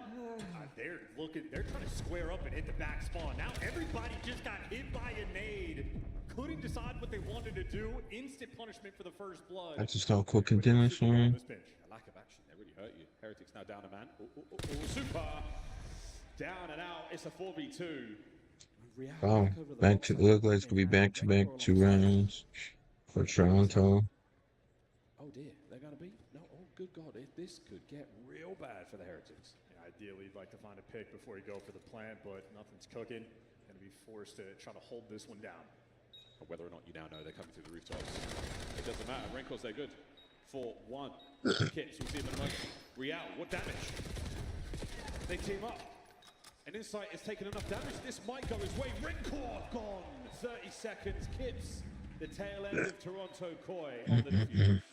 Needed the numbers, but they had the numbers for the 4v2. Trades were good. Rencor and Real doing the right thing, making the plays What? together. Oh, I thought that was something. I thought it was a ball crawling on me at first. I got scared. I'm not gonna lie. It looked like Heretics were trying to say, like, hey, 3, 2, 1, go. Let's run them over. Instead of frag grenade lands at your feet. Yo, they need to fix the audio. The audio sound like just dropping shit. Tough thing with the roofs, yeah. You don't have a lot of space to work with. Grouping up like that, your spacing is incredibly important. Kudos again to Koi for not throwing as many lethals at the start of the round, so you have them to play with. Essential for the retakes, especially on that A-bomb site. Not this round, it looks like 2 frags over the top. No connection. We're going to be. Metals and Midcon, you have the dream setup. Dear Heretics, all the space in the world, they have backed Koi completely down. Stop that initial play and it tracks. Despite that, I mean, it looked like Koi were winning the gunfight. A hit point advantage to work with, and now straight up to A. I mean, from B to A, Rencor on the smooth move across map, and here come the rest of his teammates. Well, Heretics are here first, entirely ready for this match. But is it a fake? Are we going back over? We might as well be. Real in position by B, though. A thorn in the side of Koi that they're going to run across momentarily. And you find this trade effectively. Maybe a bit of timing goes their way. And oh boy, there's the lads. Here we go, Real. Show us what you're made of in this 1v4. Good for the damage. Now the smoke finally treats him a little better, but with the first blood, it's a pinch now developing. Insight. Timing good, timing great. We'll see. Bomb plant. And the perfect pinch right now for the Heretics. They have got to find a kill. Oh, what a win! Abe in the dojo. Gets another. Last man, Rencor, gone. Koi take the lead. Nothing happier for the players on Koi when it is just isolated gunfight after isolated gunfight. Honestly, the key one being Insight on Metals. He was down to 9 HP. If he loses that, that round could break, but right? He converts it, give you the 4v2. You have the extra numbers. 3 rounds in a row for Toronto. The lead change. At a moment now to test the I'll result. probably start cooking dinner after this map is done. I'll be back and forth. Slow right down again. Something has got to give. A narrow dodge by Super there. Well, nobody home. 3 there. Players for Koi over by B, now making their way back through the middle of the map. In the situation where we saw Heretics have success on offense was getting Real up in a position. The late B bomb plan. Problem is, Super's the guy that's actually watching the pinch right now, and he has the bomb. Overcommitments on the defensive end for Toronto. A little bit of presence over towards Dojo. Seems like Toronto in the right spots. Another corner foul. That was the timing on kicks. How the fuck did he win that? But that's the other side of the map. It's not on the bomb site. So still, the numbers here for Koi. Well, they're going A? Yeah, they're going. Are they going back B? The A bomb site through the Dragon side. This is a free A bomb plant. If you want to make this commitment, it seems like Heretics are just trying to catch them on rotation. Now it's going to be possibly a 2 or 3v1 in this situation. Yeah, and if I was in that shit, I'll be like doing crazy. Wait. Koi keeping their options open by both bomb sites. Kips gets the early intel, even gets damage onto that player, so Real is now going to make a move. And he makes a move right into the grave. Rencor, 15 seconds to play, and a 1v2. Do they read this? Yeah. Make it a 1v1, and he does not have the time. Can he get there with 5 seconds? It's not enough. Here comes a 4-2. 4-2. Yeah. A lot of pressure in this elimination match. Damn, I'm falling like crazy, Set up on the man. mini map where you're watching the cross, you know, all those players in towards Dojo. You get a free bomb plant over towards A. Fearful to make that commitment. In Toronto, that is now 4 rounds in a row. They are happy to take these gifts. And it's a gamble they don't take. They don't know how many players are on the B-bomb. They think they can wait for somebody to make a mistake. No, you had a free and open site. You just didn't know. 4-2, Heretics. They are hemorrhaging here in map 5. 3-1 on the defensive split. B is stacked right now with Miami players. Inside. Saw plenty there. Pass the boys over some information. What The a game from fuck? Metals. First blood. That man was fucking crazy. Toronto players now grouped up together, dealing The with hell, ranked Sway? spots out the information and able to back down. He's going to have Super here for the support. Can they be fast enough and decisive enough to get the plant? It might be the case. Number once again, waiting for these nades to connect, and they are. Kips has eaten a ton. Here we go. Oh, here we go. Oh, the gun is there. All of the Oh. Metals holds the Man, we line. got 2. Makes it a 2v1, and Kleenex now in a tough situation. Surrounded. I mean, he got the. Oh my god, I thought he was gonna fall off. Wait, there's 5? Oh, bad time, man. Heretics, their prayers answered. Damn. The hero for his team in another round. He opened it up. He was that key factor in round 1, picked up the 2-piece in small room by the bomb site. And in this round, well, he pops off again. Peach of a nade for the first blood, and the follow-up by the bomb site. Bailed them out. I mean, they were squaring up for the chow, but you see Toronto entirely ready for that play, playing into the tendencies of the Heretics players. The last man standing, good for 2, and helps you secure that round. Oh, that Metals. Iron boots on the ground. No jumps to be found there. And that was all in slow motion as well, so what a fast moment. 4-3, Heretics. A glimmer of hope here in Game 5. Oh, Toronto have read this, though. What a play call defensively. Snipe though. Oh. Super connect. No, it's going away. Over the top. Aim. Damn. Metals. Look at him fly. Look at him soar. The stun connection as well. Everything is Well, going this is so actually a big far. round And the damage on the Kleenex is unbelievable. for both teams right now. His teammates though waiting to get involved. It is Oh, Metals they right see now. him. Oh, they got away. Absolute flat end of the hammer, bashing his way right through the Toronto Koi lineup. They gonna let them plant? What the fuck did Kips do? I don't understand that from Kips. Ow, I just almost stabbed my eye with my nail. Maybe finish the job. Is he read the flank? He hasn't. Kleenex traded out. Down to inside. 1v2. Jamie! Oh! 4-4. Damn. this mounting pressure is creating situations we have not seen this year in S&D. I mean, it felt like Metals had repellent in that round as he starts to push forward. The Koi players just not even spotting him, running away. Kips flying out through tree long before his teammates were there for the follow-up. This is chaos here in map 5. Attacking round for Toronto Koi. Now you start to ask questions. Where do you want us to go, boys? B-bomb looking a little nice. The nades into this broken window have been so lethal. Speaking of lethal, there's Kleenex. First blood on the smoke. Dodge the nades. Check all the usual spots. This is no surprise. Wicked work from Real. Wow, the damage from the Kleenex, and he's gone as well. 2v2. An adjustment, a recovery now. Koi survived. No pressure found from the Heretics as of yet. They hold.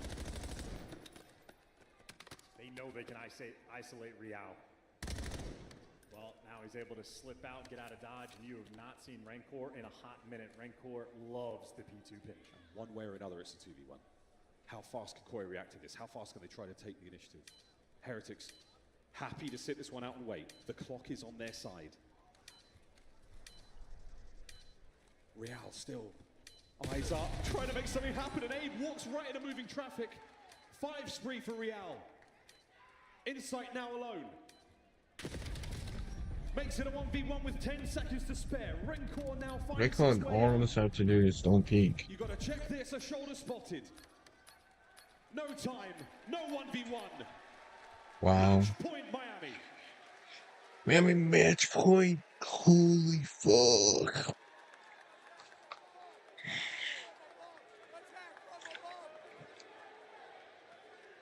Koi suffocated by Father Time in that round. Neither team willing to take a gamble and take a risk. Well, Heretics are a team willing to take the risk. How about this? Straight through the middle map, 2 players trying to dodge these nades. Real, all the space in the world. He is spotted down low. Maybe that's enough to slow everything down. The nades up top, but we are repositioning. They going EOB. Bomb site. This might be a late A approach for Heretics. That show of force through the middle of the map, just a ruse. The fluidity, the confidence, they're willing to make a move across the map. Playing so free Oh, people right really now. don't like Toronto. Now, how decisively can we take the bomb site? Fight me by the tree. We're starting to push through. Metals has made his way onto site with bomb, causing a bit of damage. 2 trophies. Super on the white pick. Damage is there. 1 kill for Toronto. That was a bomb too. Forced out of the bomb site with no bomb in their hand. I mean, this is a P4 setup for Toronto defensively, except it's an incredibly tight setup. A nervy moment. Real in between a couple players. There's no. What? Heretics with the man advantage. 25 seconds though, it's the same problem you've got again. What? How do you just let him walk up front like that? Take position, and Koi might have been red here. Dude, I don't know what Kips is doing. He's playing like shit in this moment. He's showing so fucking home. Shoot, and it's 2v3. Heretics with the advantage. It's a long time duo working together. One last time. Wow, they choked that. They absolutely bubble it. Yeah, they bottled it. Miami Heretics. They choked the fuck out of that shit. They choked the hell out of it. What the fuck?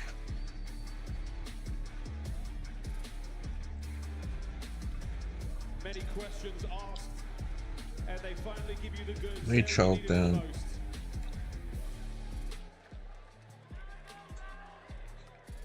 A tough one for Koi. Their run at champs barely begun. For the young rookies, their debut here, it will end in tears. For Insight and Kleenex, have been hit many times before. This will be one they hope to forget. Heretics breaking them down 4 rounds in a row. Shout out to the man getting brought back to the roster in Real. Dropped 11 kills there in that map 5. Jubilation. combination in victory, agony, and defeat. Fortune favors the bold, and Metals, he was the boldest, the bravest in the lobby in those last few rounds.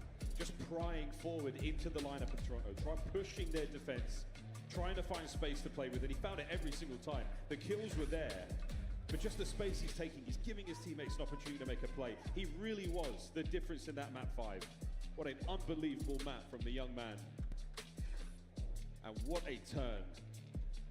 Real with the big 11 across the board. It's just the first bloods, though. You had 3 first bloods as a whole for Heretics, and they were still able to convert that to a win. It is survival, the game we are playing in the losers bracket. At least there, Heretics, well, starting to shape up. 6-4, final score, and a 3-2 for the Miami Heretics to advance further into champs here in Las Vegas. We say a fond farewell to Toronto Koi, our first team eliminated here at the tournament. And after that, then, a swing in momentum, a shift in the confidence for the squad. It was not there. You have survived to fight another day, Miami. What a performance. What a map out of those boys. Still not a single snipe hit. I think all, like, in both association stories, not a single shot. Very few tournament ahead. New search and destroy dynamic. If they didn't game 5 wins. How am I tired, bro? Well, Real, man of the moment. Oh yeah, I'm always tired. 11 kills. He joins Blaze on stage. Don't worry, Miles. I was looking for the snipes as well, but we didn't get them. But we did get a Miami victory. Show some love, everybody, as I got Real with me on the main stage. And my God, the series was a back and forth battle. There was definitely a lot of questions in there, but just talk to me initially, like, how does it feel to be able to take down your old squad and still be in this tournament right now? I mean, it feels amazing, you know? They dropped me at the beginning of the year. We need to make a change. It is what it is, but it feels great. Yeah, definitely feels great to be back with them. And, you know, when it comes down to this Miami team, you guys have had some struggles in the search and destroy. And we saw it in this series as well. But, you know, towards the map 5, okay, it looked like it was some moments there where you guys were kind of confused on what you want to do. How was it from your perspective? And who made the last call to push it there through roofs on the round 10? I feel like our issue in S&D right now, we are way better than what we're showing. It's just like, I feel like on the second map, for example, we were just like getting first loads and over-rotating. We were just giving up at like bomb sites. And we're making it hard for ourselves, which makes no sense, but we're going to improve for sure. And I don't know who made the last call to push out there, to be honest. I can't remember. Now, you guys are making it difficult, but how are you going to make it easier on yourself going into this next series? Because you still have that possibility of hoisting this trophy. Champs is still going for you guys, and you're still going to be here to play for another day. So how are you guys going to get on that same page so we can see that Miami that we saw at the end of last year playing at Champs in EWC? Honestly, I feel like we just needed a win like this, like to get some confidence going, because I feel like we were kind of like tweaking, because we haven't won S&D in I don't know how long, like a month and a half. So I feel like, you know what they say, all you need is one. Yep. And we're going to keep it rolling. You're going to keep it rolling, all right? And so as we get ready to keep this tournament rolling, what do you want to say out there to the fans that's been supporting the Miami Heretics? You can speak in English, you can speak in Spanish, but what do you want to say to the group of people who are continuing to support you guys through Champs? Also in Spanish. Simplemente deciros que muchas gracias a todos los que venís a apoyarnos, los que habéis estado las buenas y las malas, y os prometo que va a ser la run. Vamos here on the main stage with Real and the Miami Heretics. That's going to do it for us on the stage. Chris, take it away. Thank you very much, Blaze, and congratulations to the Heretics. After losing at the end of last night, you do not have a lot of time to prepare. We actually saw them out kind of joined up as a group around a table discussing things. Seems like they haven't figured out all of their search and destroy issues, but they were better than Toronto Koi on this day. Damn. That's all that matters at the end of the day, because it's going to give them another lifeline. And even though it was messy, if anything, they got a lot of VOD to review. Miami Heretics are now powering into the top 6, and what does that mean for them? Well, you doubled up your prize pool from $40,000. You are now guaranteed $80,000. Dill, as we take a look at this Game 5 highlights, walk me through kind of the slugfest that we saw here in Search and Destroy. What you were saying is actually right. It was pretty sloppy from both. It was pretty sloppy, I'm not gonna lie. They were taking map control. The one thing they weren't doing, they were not putting the bomb down quick enough when in control of the map. Late round though, they did end up clutching. At Toronto, they had a few moments where they were hesitating, and Miami took advantage of that. Yeah, I think all the X versus X situations, 2v2s, 3v3s, 1v1s, like Miami just did a great job. And, you know, they're a team that they'll split up. They won't always play together. And, you know, Toronto with a few mistakes, Miami just capitalizing on it in some of these skirmishes. Like Dill said, the one thing, like, positive you can take away is, like, they're confident. They're taking that space. Offensively, would have liked to see them put the bomb down a bit earlier. But, once again, in the clutch situations, they were just making great plays. It was so fun to watch here, Ali. Towards the end, it was 4-4. What did you see as the closer? I just saw some really good picks from side Miami Heretics. They didn't slow down. They stuck with the aggression. I mean, we saw Real completely full send it up mid. He didn't end up finding a kill, but even just the sight of that, if you're on the other side, Toronto boy, like, you have to back down in that situation when your back's against the wall. And for Miami, they thrive in that chaos. And I feel like I really want to give a shout out to Real Metals, the SMGs on the side of Miami Heretics really showed out this series. I feel like we've been kind of waiting for that. And we all know the story of Metals is having a good series. Miami Heretics is blitzing teams. And the most impressive in this series was the hard point simply because of the matchup and that they were on the losing end of Respawn versus Toronto Koi. This is definitely Miami Heretics exceeding expectations. I love the passion you're seeing on both sides of the stage for Phoenix and inside. Should I start then though? Shit, I don't know, bro. I mean, if I get done early, I mean, the Optic match, that's why I might want to start early. WC a few weeks Only because away, I have but to this watch, is bro. the end of their road at Champs. What are you going to remember from their season, Nameless? Yeah, I mean, I think early on, you know, the couple of top fours. Dude, I know what I would do if she rock off. 2 years straight. Yeah. Right. So they got to do some soul searching. And, you know, for this one, this is going to be a hard pill to swallow. But, you know, in a couple of weeks, they have EWC. And for Abe specifically, I'd like to see him take a leap, man. Like, this is your opportunity with some good players around you. In that game 4, I thought it could have been Toronto's. He needed to perform a little bit better. And I think he will do so when we get to Paris. Attached, do you give lessons? Do I give lessons? Of course. Search and destroy lessons from Attached. I need Trust a me team. on this one. Adam out. We got to go to They our both bracket real needed it. quick and update you where we're at. Toronto is now gone, and we have the Heretics representing Spain in our top 6, staying alive onto a Saturday night. Staying alive. We got to see who else does, though, after this. Here is our bracket, and there is our break. We'll be back G2, and of course, the boys from 100 Thieves.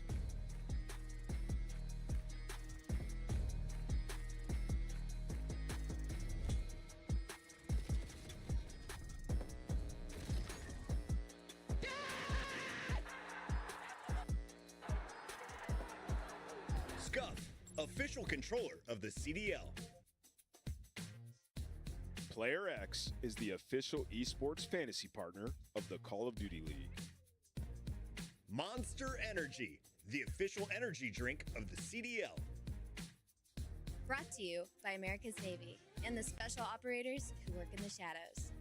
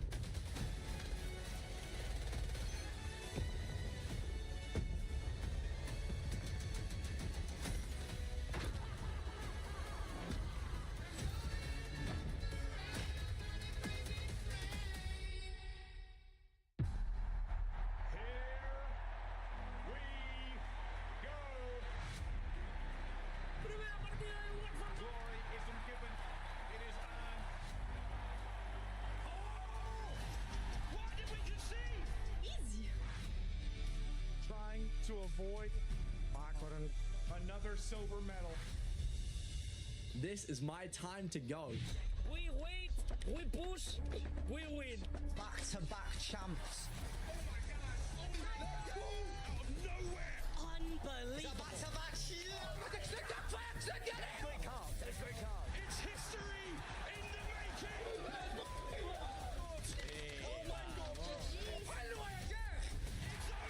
Are the champions of the world. Oh my god. Oh my god.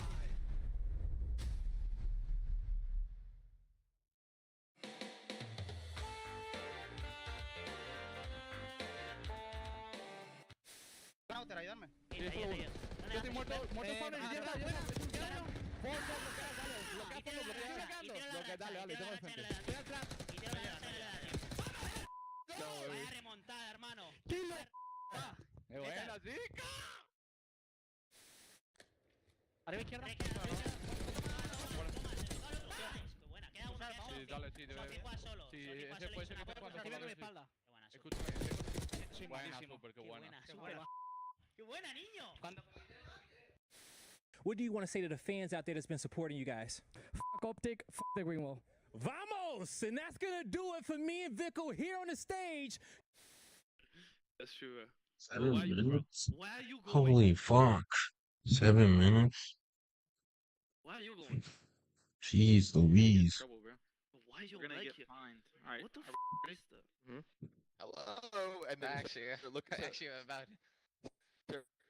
looking in the thing. You're an idiot, bro. He's not in here.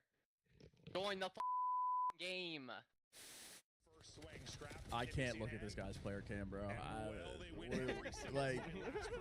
Bro, what am I looking at, man? Oh my god, he actually does have the propeller on top. Yeah. Ah, yeah, no, he's trolling. He's fucking trolling, bro. He's fucking trolling. That should tell you everything you need to know about this series. He's wearing a circus hat.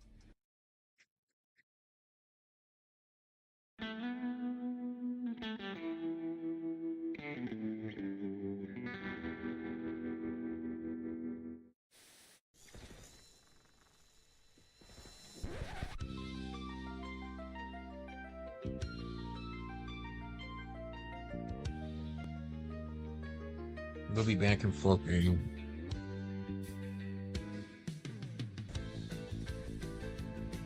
I didn't make launch, bro. I think if I make launch, it'll help a lot. I'll be honest. I want to make launch. Bro. We got 5 minutes.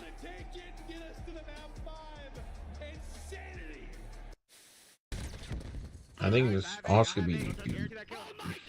They got one tick on B. I think these are gonna win, but I want G2 to win so we don't have to face these in the final because I'm actually scared as fuck of these. I'm gonna be honest. Real's 9 and 21.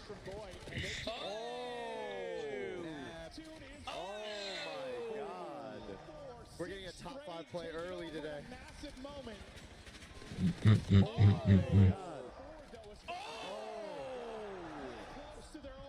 This is over. This is over. Holy he's still going. He's still going. Is anyone gonna shoot him?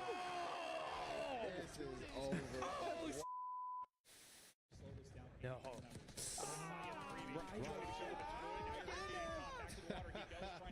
Oh my god, here it comes. Get out of there. Come on, Ant. Where you at, Ant? Yep, now Ant activates. Oh, I love it. Just over 20 seconds to go. Where you at? Ant activates behind him. They isolate him. Yeah, get him. Go.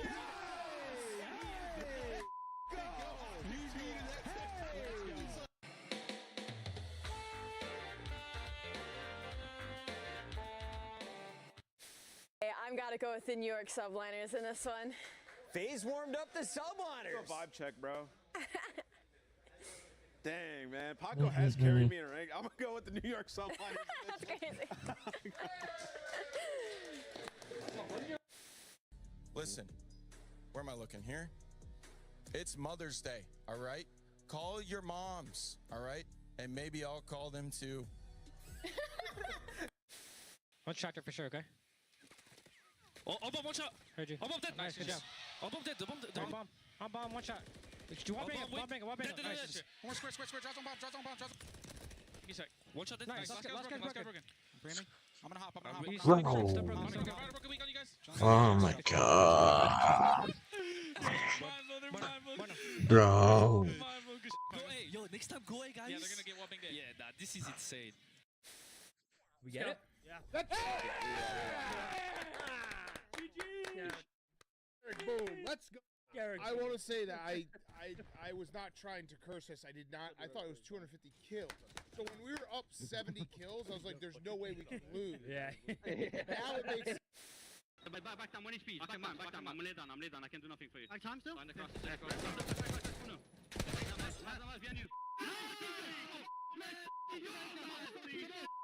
Give me that. Oh, if I just go heli that round, man. They weren't do that shit.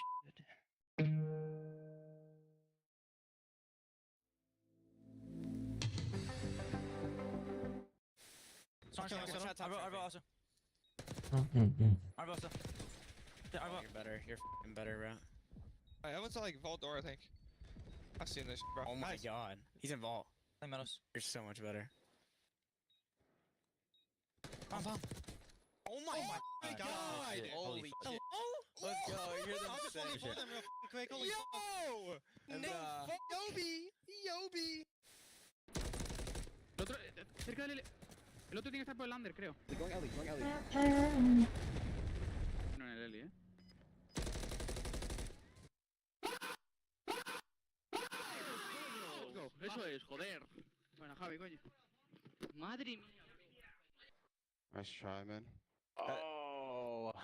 I calmed it, dude. I said, like, wait for that. I know what you meant. I know what you... In cubby. I'm Sean. Stay up, bro. Man. Nice, man. Stay down. Just lay it. Live. I can help. I forgot everyone was on fucking Toronto still. Is that crazy? I don't know. Absolute front. Nice. Boys, holy That P5 was so... Me neither. That P5 was so... No. That parastation was ass. 3, 2, 1, go line up. Oh, what a flick. Wait, he's going back for more? That's simple. Oh. That was gotta give him that. That was good. Oh my god. Holy sh. That was crazy. Give that to him. Give that to him. Right where you wanted him to.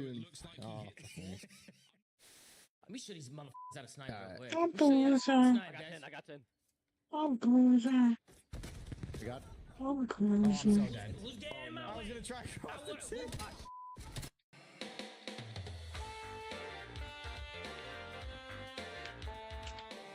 I'm losing. Wait, hold on. Was he the greatest sniper in this? Oh my god. He was hella good. It all comes down to this. Nate shot running it down. He's trying to no-scope. Ricky trying to nose. Oh my god. Oh no. Oh my god. Even hit him. Oh. GG. God, he got f***ing slammed. And it's face bakes. Oh my god.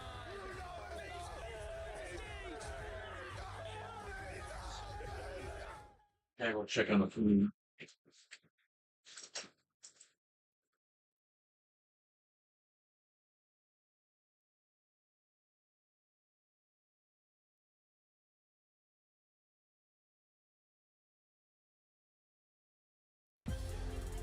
And we are back live in Vegas. You can see it's scorching hot out here in the desert. And, well, the luck has been wrong for the LA Thieves so far.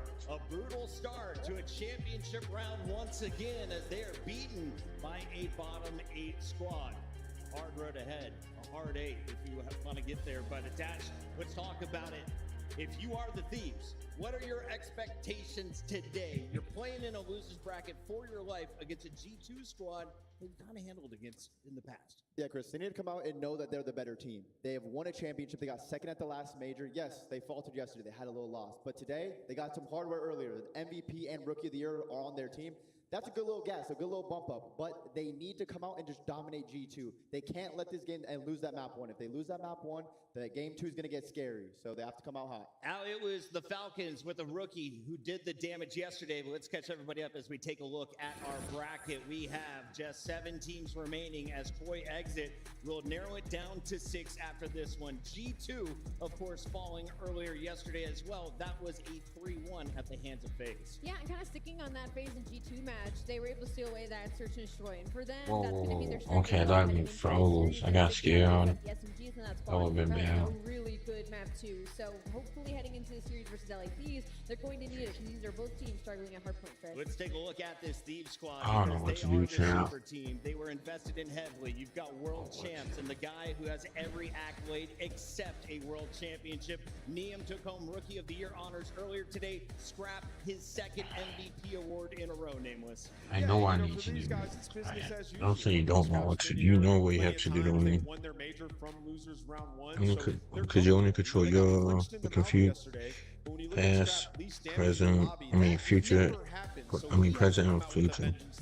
And absolutely pop off. Same thing, didn't even find a first blood in that S&D. So that was the exception, not the rule. And this Los Angeles Thieves team going up against G2, the heavy favorite despite what happened yesterday. Absolutely, but I do think the biggest worry right now for me when I look at the stats is just their hardpoint. This is now 4 hardpoint losses in a row, and not only that, they were all on different maps, not to mention Asaka and Hacienda that are really deep into their pool. So they might be stumbling at 0-2, but beyond that, I mean, we're on a 16 series win streak. Their hardpoint will come back. I'm not worried about it. We're not worried about this squad at all. On the other side, we got to talk about G2 because Dylan, they took to Twitter saying you're not really happy about the opponent you draw here in the losers bracket, but that's how the cookie's crumbling. Yeah, exactly. If you That's lose, how the you're gonna cookies sacrifice. You never know what's crumble. gonna happen at champs. You don't expect LAT to lose, but they lose. So now they probably expect you to face Falcons and losers. They're going up against LA Thieves, the major 3 champions. What if I were just And like G2, I'm shit? really looking at Skies and Nasty to step it up. Nasty needs to have a good game. I've been gassing him up all year. This was his opportunity. He didn't perform yesterday. I would say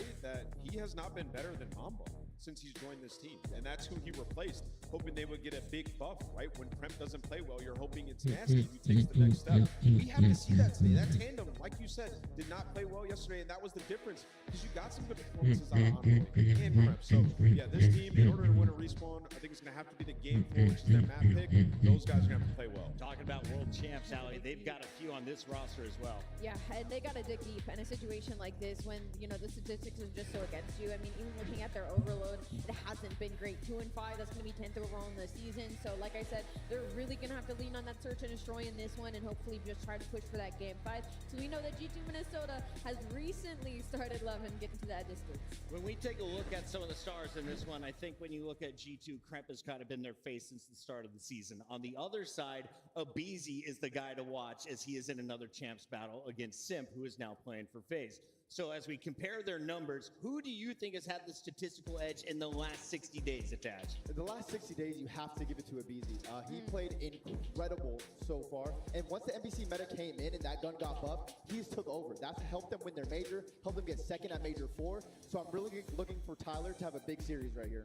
Yeah, and that was the thing yesterday in the search and destroy. Abizi got shut down, right? So you got to know he's coming out for a vengeance in this one, and they're going to get similar maps. This is the matchup to watch, though, Chris. You put it out there. Both these guys like to get in your face in search and destroy and make huge plays in the respawn. So whichever one goes off gives their team the better shot. We've got a little bit of time to chew on this before our players are ready to come out. So let's talk a little bit about the impact of this match. If you're just joining us, Dylan, this, of course, is day 2. We started yesterday with everyone in the winner's bracket. LA Thieves were expected to have a clean run, meet up against Optic Texas on the other side of that bracket. That's not the case right here. G2 maybe thought they might be here, and you know they're prepped.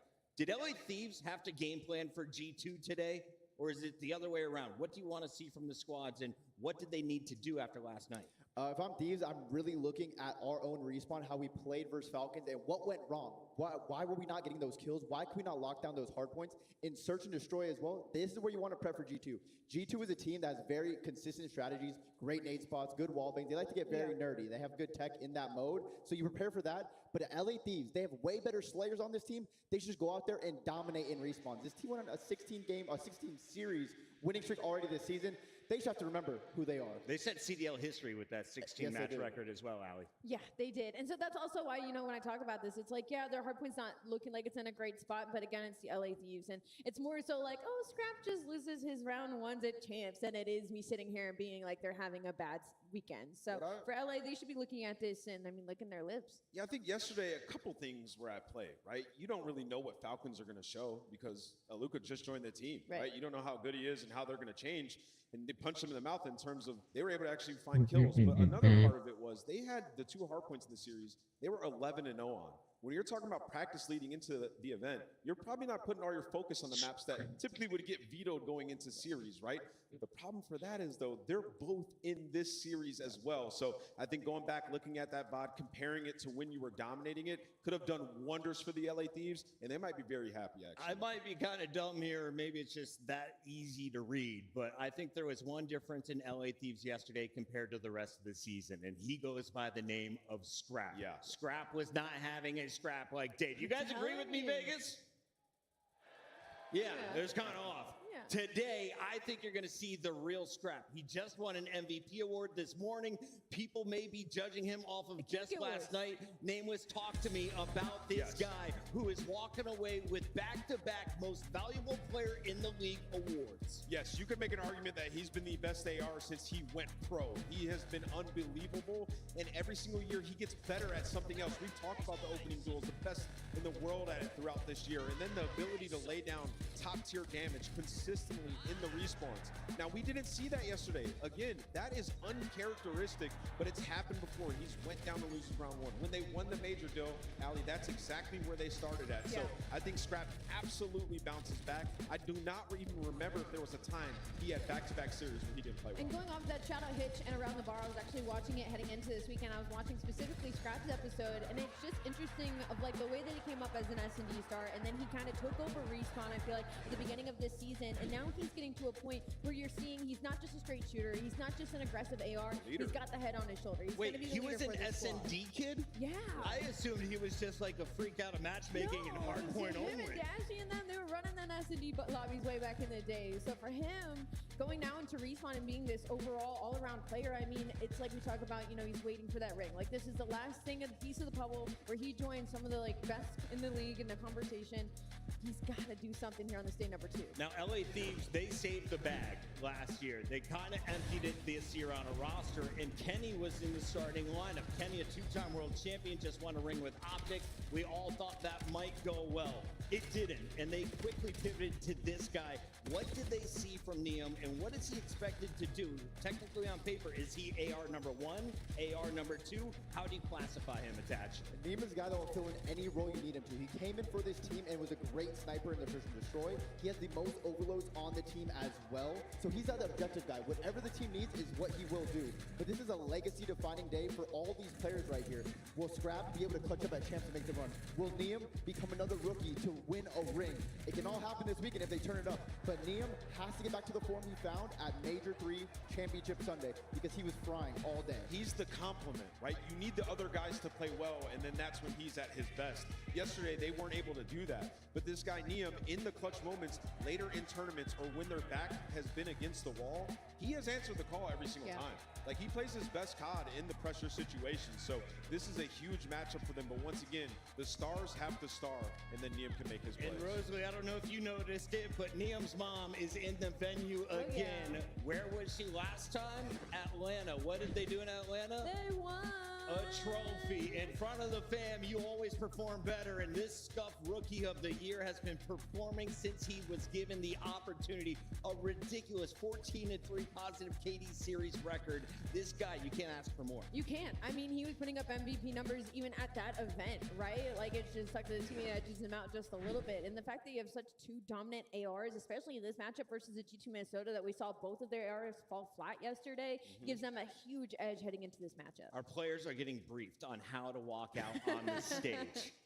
But I have great news. They're going to be playing soon. And I want to remind everybody that this is not an easy matchup for LA Thieves. We thought it was an easy matchup against the Falcons. We were proven wrong yesterday. So now if you're looking at the stats here, you got to think G2's got some pretty decent odds, especially with the rebuilding that they have done. Talk to me about the world champions and the expectations for guys who have performed on this stage. Yeah, well, if we're talking from the angle of G2, Envoys has to be huge for them as they start this loser bracket run. Same thing with Skies, right? Like, he didn't play well yesterday. When he's played well, it's been so much easier for them. So I think the search and destroy is really where they will find the pay dirt, and that game 2 is massive because their map pick and respawn isn't until game 4. Let's take a look at those maps and modes as we dive deeper into that conversation. All three of you lit up, and Allie put her hands up first, so go ahead, Allie. Let's go!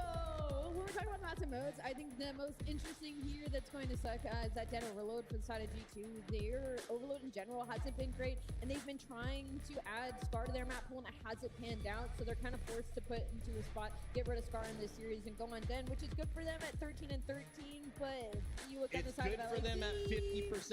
All right, next. Attach, what do you got for me? Honestly, when you're struggling like G2 in a respawn game mode and you can't win any, you kind of look for the other team's weaknesses. And granted, LA Thieves, they didn't lose until yesterday in this hard point, but G2 saw them lose to Falcons. Now they want to play them in those maps and see if they can test their luck versus them.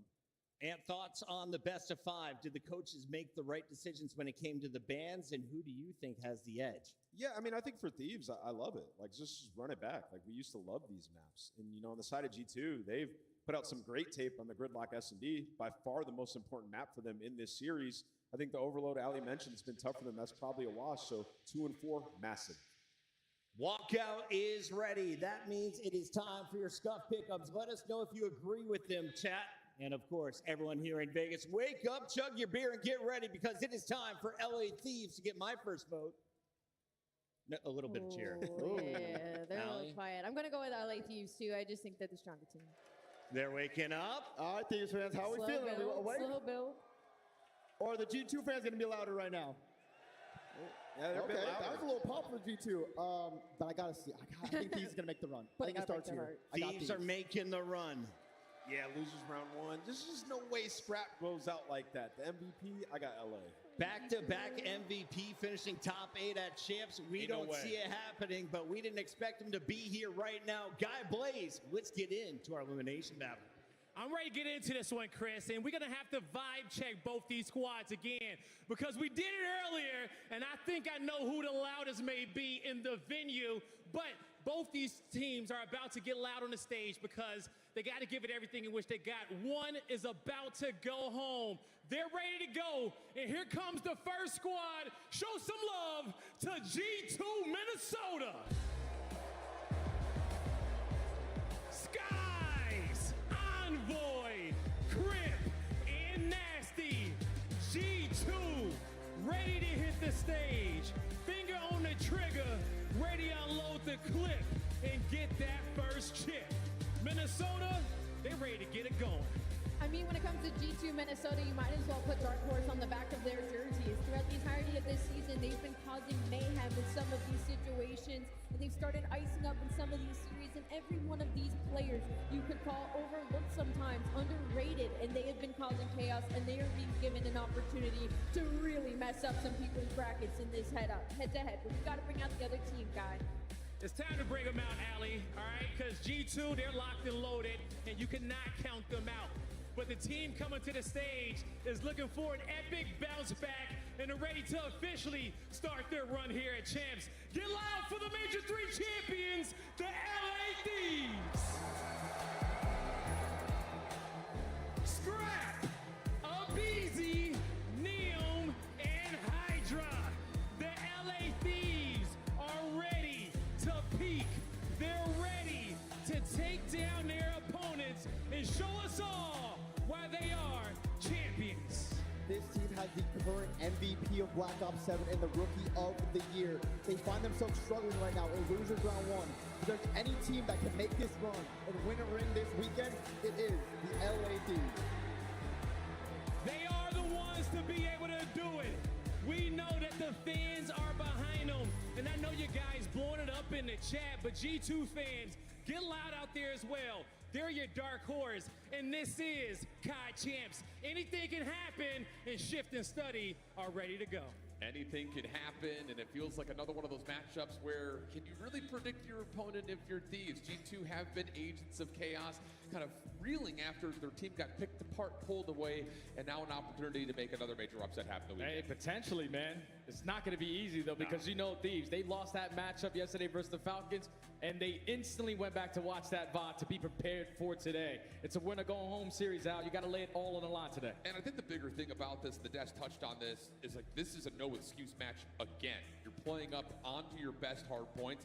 You've got the overload that you want. The only real question mark in the series is the gridlock search and destroy, and that's G2's pick. So, like kind of Ant was talking about, if you're G2, you're not really seeing a respawn you want until map number 4. It just comes down to, we really believe that Thieves are going to fail on rotation on Sake Hardpoint 2 days in a row. That's where the far-fetchedness of the conversation, I think, starts to creep in. Yeah, because you can't play your hardpoint like that. I said it before that map number 1 started. Like, you need to be able to be the team early to the punch. You need to win rotations to give yourself these early advantages, because they were realistically playing Falcons very disrespectfully in those opening couple of maps. And obviously, you learned from it today. Now down in loser bracket with your backs against the wall, you can't have those mistakes. Cannot have it. And on the other side of things, there was the individual tweet from Nasty saying, I felt like I needed to play better. Obviously, the criticism kind of surrounding Skies. He didn't look like he was in his normal form yesterday. That can't be present for G2. I think especially knowing that for LA, there is a big point to prove. You don't want to have the embarrassment of falling short 2 years in a row after expectations couldn't be any higher.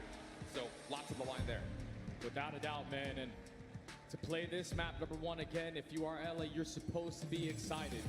But for G2, potentially trying to catch them off guard, the act of surprise. They have yet to play this map with this core 4 ever since it's been formed.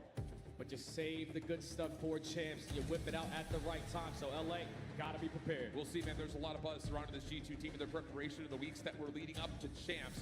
Fell short of that yesterday. A chance to possibly pull a Cinderella run here and end the dreams of the Thieves. But we've got LA, we've got Minnesota, Sake Hardpoint. Let's get it on. The initial fight so far going great for LA. They're taking the page out of the Falcons book. Screw bottom pin. We're going to send it all through the hard point. And you also have Hydra trying to work on this pinch route through rocks. But that all gets picked off. And with a clean 4 dead, G2 know where the pressure's coming. That's almost the exact same breakup they saw from the Falcons yesterday. Just flood the hard point, force the Thieves to come into your web. And it works out beautifully. Now the spawn starts to move around a touch as we get into the halfway point of this first hill. 3 will drop Trent to find the final 4. And now we're blocking. Now we're locking. G2 off to a good start. Yeah, what G2 was struggling with yesterday in their hardpoint game is simply the sling. Already coming out the gates at P1, guns on fire. And in the final 15 seconds, you're not allowing these players to get past this 50-yard line. Another 4 dead sequence. Perfect start for G2. It's another one of those moments where it just feels like the guns aren't hot yet for Thieves. Can't come out slow. G2, tons of daylight between them and this P2 hardpoint. Nasty to kick things off with a nice win over through boxes. LA looking to still develop a route. And this is kind of the same thing we saw yesterday, where it's just everyone's looking for 1v1. Can they get together? Can they focus a break? Here's the attempt on the Envoy. He will fall. G2 will only get a couple of members to spawn in. Yeah, that's just all out pressure there from LA through the front side. They knew that they had the advantage of the 4v2. The 2 players who were coming off the respawn have yet to come back to life. So you flood in towards the time, you execute those final couple of kills, you instantly flip these spawns on out.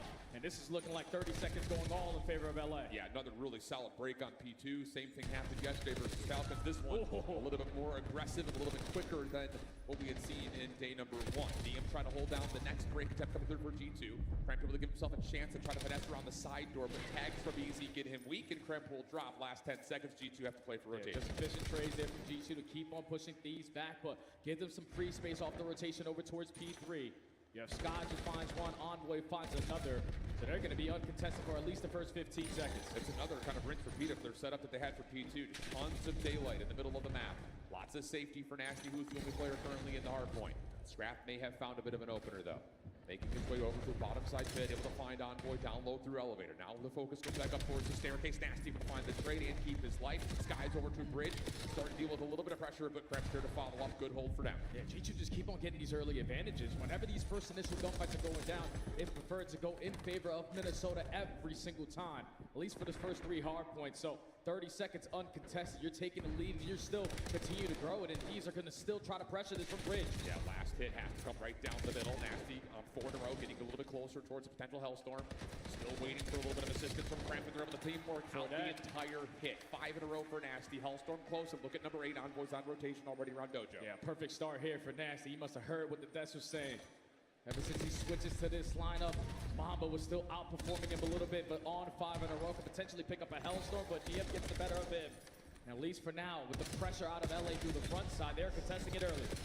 And Williams gets way back to the hard point. Next step to find Hydra. Low on the hill. Help is on the way, though. Dojo restabs. Nonboy gets the 4 in a row, still keeping his life. No trophy inside the hard point, so he's going quickly behind all this utility. They're going to get trophies of their own to try to protect this hit from the front. Sky's able to find one, Kremp another. That will reduce this hit just to the last 2 Thieves members who are still giving it their final go. The last one left alive, shut down, and G2 put together another brilliant hold. This is so efficient right now from G2. Kill starting to go down. It's not like someone is hitting a long route. No, it's exactly going to be team play the entire time. Another 3 dead here for the Thieves, though. Trying to get this final 20 seconds to go their way to cut this deficit a little bit more, but they might finally be in an opportunity to win a rotation. Yeah, a little small gap there from Hydra. Gets the scrap time in favor of the Thieves, desperately needed. Sky is watching from the window position. He's able to find a BZ. That will, again, keep Thieves a little bit limited in terms of what they can do on their setup. And look at this play coming out from Old here. 2 members from G2 trying to surround and possibly flip the spawns around here. 4 kills able to come through. DM in trouble, and G2 are finding every single kill. That is perfectly played there from G2. They know that they have the advantage. 2-2 split. We already win the initial gunfight at the old time, and we had to jump on the last guy. We don't even touch the hill. We allow it to be white, and as soon as Hydra jumps in it, we pounce with our numbers. G2 are playing next level hard point right now, and Thieves are on the back foot. Yeah, Hydra able to try to set up an entry. Finds himself one, but there's no follow-up. That is not characteristic for Thieves. Hydra's getting into the mix, but no one else is there with him.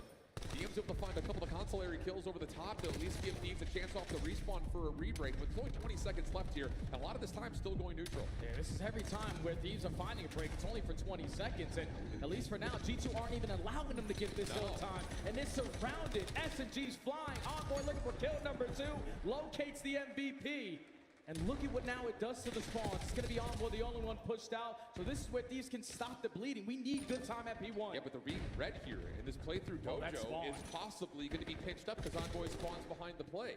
So now you've got a 3-1 split for G2 on the break attempt. Thieves need to receive this. Sky's able to give you the opening 2. Hydra in some trouble. Able to find one, has to return back over to the hard point, and as he does, finds Nasty for a clean trade. Thieves can stay inside the bar. It's cool to get all these kills, but we need to start getting some hill time.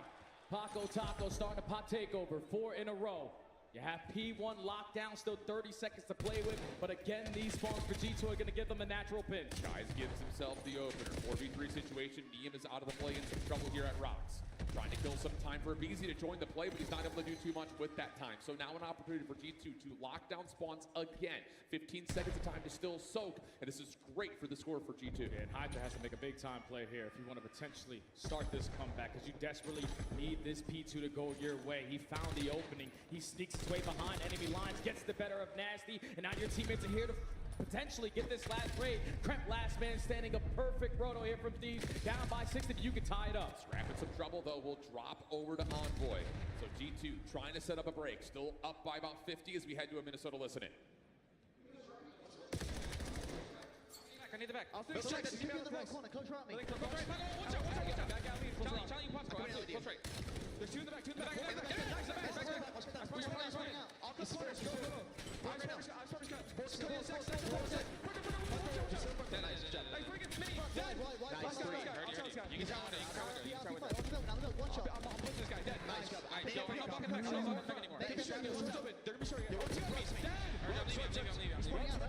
He's main. Kind of easy. Left side. Weak. Watch out, Zig. Watch him. Alright, shit. No, watch out. There's 2. That's right. We need a right. Sorry, channel clicking in wrong. I'm gonna go mid with you, okay? Really good. Okay, it's easy. They're gonna be bigger runs. Let me go left side. Take corner. Yo, Spain, exit. Get Jim, go left. I'm already Jim. Exit right now. Nice. Go. I'm already back. One shot. Absolute back lane down. Back. One shot. Nice. One down. And what's Cat? There's 2 on top. Nice. Cat, he's going window. Right window. He's nading the window. Watch you guys hit. Somebody Nice. Yeah, looks it. It's just carefully. Win it. Exit door. Exit door. One canopy. I'm waiting. Canopy. Exit door still there. I'm being gates still. No one. Go. Back. Yeah, they love it. They love it. Man, running through. I'm looking hiding. He's gonna repeat their front. Take it right now. Take it easy. Nice shit. Hey, I'm calm. Back to me on the car. Three in the back. Nice. I'm almost here. I'll be blue. And blue launch it then. Left side. They're both there. Brilliant P3 from Thieves, now working to try to string it together to reclaim the lead as we jump over to LA to see how the comps are feeling. Let's do base. Stay live here. I'm getting mid.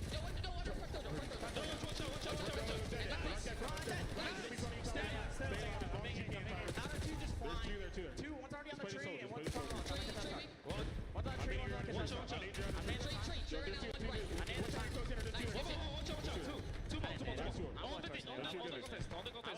I'm playing now. On the contest. I'm one down. They're banging through all one's mid down. Heard you. I get Archie. I'll see him low con. Yo, Arch right now, nasty. Nice. Watch out. One's all dead. Nice, guys. Let's go. We're actually gonna bring this shit back. Let's go. We're gonna bring this shit back. I have time. Okay, good. My con. You could be left. I'm just saying live on time. I'm watching propane now. I'm watching propane now. See, let's propane now. Two. I'll chip P2.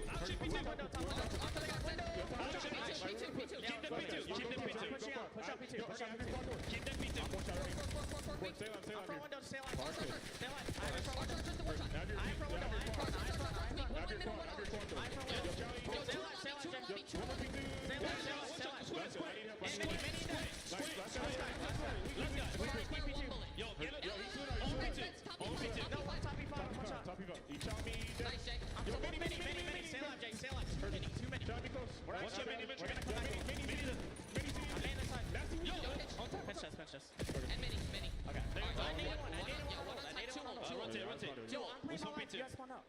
Let's go kitchen.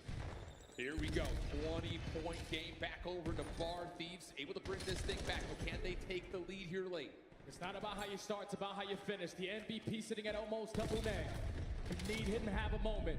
Gets gunned down by Skies. The advantage still in favor of G2. You're not giving Thieves any openings until these SMGs start to fly. Yeah, really good route timing from Neem to open up the bar, get you into the hard point, try to create some space to read how this G2 play is about to develop.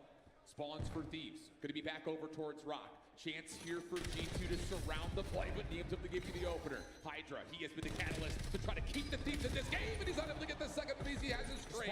209, 238, 20 seconds, so yes, you have spawns if you're G2, but you need to hold them. Yeah, G2 know that they don't lose at P1, so there's no need to take any more risks. Allow these gunfights to come to you. Camp your corners, play for the first one-on-one. Beezy's gonna be playing impatient, doesn't check the corner, trying to finesse a little bit, doesn't get the better of Kremp. Rotation in favor of G2, LA gotta go. Yeah, they're getting stuffed on this backside play. Skies is backing himself into the corner, able to find himself one, not the second, scratch for the turn into two, but he gets shut down. 243, 224. Last hit has to develop over through many. Kremp for one, he gets the knife, but he doesn't able to swipe it through. It's just down to Envoy. Contest is in, LA are in to try to find a way to keep this map going. G2 still have a couple of players close, but we're not done. They got the back spawns. Kremp with an opening frag is going to start off these engagement, but it's Hydra trying to hold it down from the front. Kremp gets a double. 3v2 for the game. Here we go. Neem inside the hard point finds the first. G2 getting absolutely missed the part. The rookie of the year and the MVP are holding. Nasty still alive. You're still able to win here for LA. They get the staggered spawn. Last 5 seconds. Last opportunity for G2. And it's easy to shut down the first. Kremp. No, not able to get there. And LA pull off a miracle.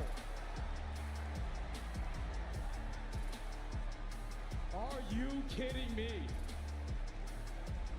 G2 were so close to the finish line. It's like they celebrated before they run past the ribbon. LAT just kept on fighting. You didn't have the best performance there from Scrap, But that final sequence, just go in alongside the Rookie of the Year in a 2v4, find 3 kills, and stall out enough time for the final 2 teammates to make themselves a part of the play. It wasn't clean. It wasn't easy. But Thieves desperately needed that one, and they got it. Unbelievable finish. And it just, by way of looking at the last rotation from 5 to 1, G2 have a full surround over the northern side of the map. And you start to feel like, uh-oh, this is about to get out of hand. And you call perfectly. G2 know that they can't lose on T1 to set yourself up with the perfect line of scrimmage. But after a BZ falls, it looked like G2 almost gave up on the play through the long flank. They lost track of this side alley, and that's where things start to fall apart with this last contest from BZ. There's certain times where if you are G2, all you're trying to do is gain the information. We realistically don't have to commit on gunfights if they're not in the hard point time. And with Nasty overextending at that front door, giving that first kill to a BZ, now forcing your teammates to turn and look to that direction, allows all of these other openings to develop there for the Thieves. Neem and Scrap again though, just finding those 3 kills in those closing moments. You flip them out, G2 are sprinting for their lives, and they just can't get back into the hard point. A 1-point difference, Thieves get it done. And Kremp, the last one there, just cannot touch. Would have been a really interesting final 1v1 for the game. But LA, yeah, Scrap, I was kind of talking to you a little bit during the listen, and like you can just kind of see on Scrap's face when he's sitting at like 14 and 28. He's just in a little bit of a blender, coming off spawn, not able to get a good gunfight. Coming off spawn, not able to get a gunfight. So him taking that deep breath makes a lot of sense because it wasn't a great performance from the MVP, but bailed out a lot by the creation of space from Hydra. And of course, beyond that, Nia, minute 53 and a great finish. We keep talking about that's why he's Rookie of the Year. It's not just he's been the best overall rookie. When the moment needs him, he shows up for it. I promise you, look at every single category on this stat sheet. He is impactful in all of them. 19 non-traded kills, 3,500 damage, 2 minutes in the hill, and also 10 objective kills to go with it. For a map that they used to be so dominant on. For real. It's coming down to 1-point differences. It was all about trying to climb themselves back in. You finally win a rotation over towards the P2, get 30 seconds, but the P3 was the perfect response. That was the first time this weekend where these are actually set up and don't allow the opposite team to get that early break. So you stayed in the fight, you stayed committed, you stayed locked in.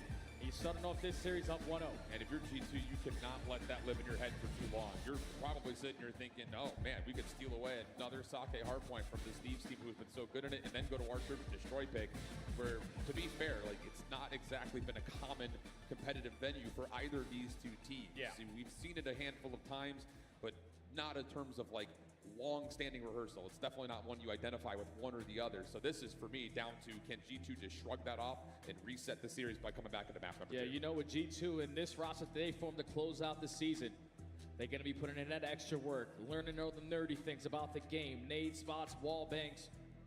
So for a map like Gridlock, where you only have a couple of reps on it, the last time you saw Thieves play, it was in a Game 7 versus Optic, and they got ran over. So if you are LA, a team who struggled yesterday in their S&D game mode simply because you couldn't find a first blood, you got a BZ. You got the king of first bloods on the season in Scrap, and you were 0-7 yesterday versus the Falcons. You need to make sure in the first 10 to 15 seconds, we're not giving up that early information and starting in this man-down situation, because then it forces the hand for you to make a big-time play, and sometimes it doesn't always work out. And that's kind of the second layer when you talk about what went wrong yesterday was in a 3v4, Falcons knew that Thieves were going to just recontest, try to get the numbers back, and would punish them again. Something that definitely came into play when they played Optic on this map back in Paris. Okay, Thieves overall though, Gridlock search has been good. I mean, really realistically, they've been solid everywhere statistically, but it's chance, baby. Stats don't matter much, it feels like. So let's see what the action provides. We're gonna get the LA Thieves on offense to kick things off. There's gonna be no trophy systems early into this one. It looks like we're gonna have a reset. Something is wrong. There's no way everyone's just playing hide and go seek in the back of their base. Yeah, it feels that way, and yeah, indeed. Okay, so let's keep the conversation up then. I will say, kind of looking back at G2 yesterday, impressed with their mid-round adaptations. Yeah. They looked really good against what we figured would be a very strong phase squad. They would come out on top. And I will say, like, how things started. G2 was on 4-0 up, started to get away from them a little bit. That's where you start to worry about a team's composure. How deep do you really trust your playbook? And G2 was able to close out 6-4. I would say just overall on the day, that was one of the more impressive moments from G2 through and through as a four-man squad. It wasn't on any individual. It just felt like as a squad, they were making the right reads, the right calls, and the right commitments. Oh yeah, they dominated phase, at least early into those rounds there on French. It was Envoy, it was Kremp who were finding openings, finding a lot of success as island players. And on a map like Gridlock, you can do the same exact thing. But my main focus, my main battle here for this map, number 2, realistically, it's going to be one guy on one end, which is going to be Scrap. He's Mr. Search and Destroy. He's Mr. First Blood. And on the opposite, it's going to be Kremp. Those are both the island players for their organizations. They're going to have a lot of battles around the map, a lot of rotation plays coming in. You have to be able to shut down either one. Yeah, and I just kind of looking back over at Kremp, I think it's a really interesting story point, just kind of looking at how his year has gone, because obviously the initial G2 roster, he gets a namesake by essentially changing the name of Colossus to his own playground. But since the NPC has come through, there's been a little bit of a shift, and I think he hasn't necessarily had the same overall dominance, whereas on the other side, you look at Abizi, his whole year changes because of the weapon switch. So I think it's interesting to find how on land these two players rather have kind of fared, and you see that it's, again, they kind of play in different scenarios, different types of this grid. Clutches, you know it's going to go Kremp's way. KD's edging him out by a little bit, but what he was able to do all throughout stage 4, he was one of the top SMGs in the game. That's why that graph is the way that it is. One of the top slayers, not afraid to make the big time play, not afraid to take the chow. Krempinator, he's prepared for this one. Yeah, I'll say. It's been a really fun coming of age for Kremp in the last couple of years. But this feels different. We talked a lot about this G2 team kind of making the most of a situation that is out of your control. And to the point, you know, you kind of watch their last month and a half, they've impressed, yeah, considering the circumstances. But impressions only last as long as the season, and that very well could come to an end today. You have to find a way to bounce back, and I think just generally, see if you can keep LA on their heels. It's kind of like the Falcons did. I mean, the Falcons were moving the Thieves all over the map, pushing, pulling them, making them feel super uncomfortable. And if you can do that on Gridlock, it could be a quick map here if you're G2. And I'm just excited to see what Skies has in store for us, man. We saw it yesterday from Kismet, Nate, spots galore. Something about that NYSL camp back in the day, putting in that extra work. Taking the advantage of the big plays. Here we go. Hydra, first one forward. Envoy going to get a bit of a read. Take some damage for the effort, but then back away. LA appreciating the space that they've been able to gain. It's going to immediately go for the plan. Smoke out. Looking to find the first blood. It's Abizi. You might find more than that. He's able to catch the second player with the nade out, but cannot get back over to the safety of his teammates. Kremp will follow up with one more. Scrap stuck in the corner. Able to find the first, but he cannot find the final. Envoy with the clutch and G2 with the opener. G2 with a perfect read there. You know, there's no trophy systems in play, so these are just going to try to set the tone with teamwork. 4-man brawl in towards the showers. You get the bomb planted, but the good thing for G2 is that they were already there to contest them. That smoke grenade goes down. It automatically forces the hands of Thieves to try to commit through to start off this engagement so they can get the first blood. But the team kill goes down. You make it a 3v3. Everybody's going to be weak, and Envoy puts the finishing touches to close out that round versus Scrap. G2 1-0. Almost looked like a little bit of a body block with Abizi trying to come back, kind of running right into Hydra maybe. It's a smoke grenade. Like, yeah, I don't know what the hell's going on. Good first response, though, for G2. Quick to read and react. What do they have in store for their first offense? Is it going to be aggression? Instead, like you call, it's going to be an opportunity to play off a little bit of an island, though it is Skies in position there, as Kremp is going to be the one to lean forward and try to get some information learned about what's happening at mid-map. You might catch one at Ice Cream here. This is free. DM will drop. Kremp wants more, but doesn't have the ability to stay alive as Hydra gets the quick response. Yeah, there's just no way Kremp should be able to run the mid-map like that for free, but a quick response from Hydra, followed up by one from Scrap. So man advantage for LA. No need to force anything. Force G2 to get this bomb planted. Stretch the map. Late nade coming through. Actually tacks on to Nasty. He'll shrug that off. Get back to full health. And after seeing Abizi come across the middle of Mail Truck, he looks like this wants to be a forced play over from the shower. Trying to isolate. A couple of wall-bang attempts coming through. None really going to affect Thieves as Sky steps in. Finds Abizi. And now it's just down to Nasty. He's able to get a lot of damage in, but no real chance at the 1v3. Yeah, I'm wondering with all those wall bangs that they put down, if someone is weak, potentially one shot, that's why Sky tries to slide to their side of showers, but it's difficult in a man down. Both players put down shots on this side of the map. You see what it does to all the arrows for LA. You turn and you run as a core squad. Oh, but Neum teaching us new things. What is this? Oh, wait, he can see skies all the way through that? Telling you, you're bringing out at champs. It's the perfect time to do it. Okay. Still gets blindsided through mid, but at least, it's okay. You know, you're finding something. Cheeky. Collective oohs and ahs in the venue. Thieves back over to the aggression once again. Nade will land over the skies. That will slow things down convincingly. And honestly, this is that moment we talk about. Can Thieves come back into a 3v4 after an early first blood? Yeah, use some teamwork still, because now your bomb carrier is trying to be the aggressor.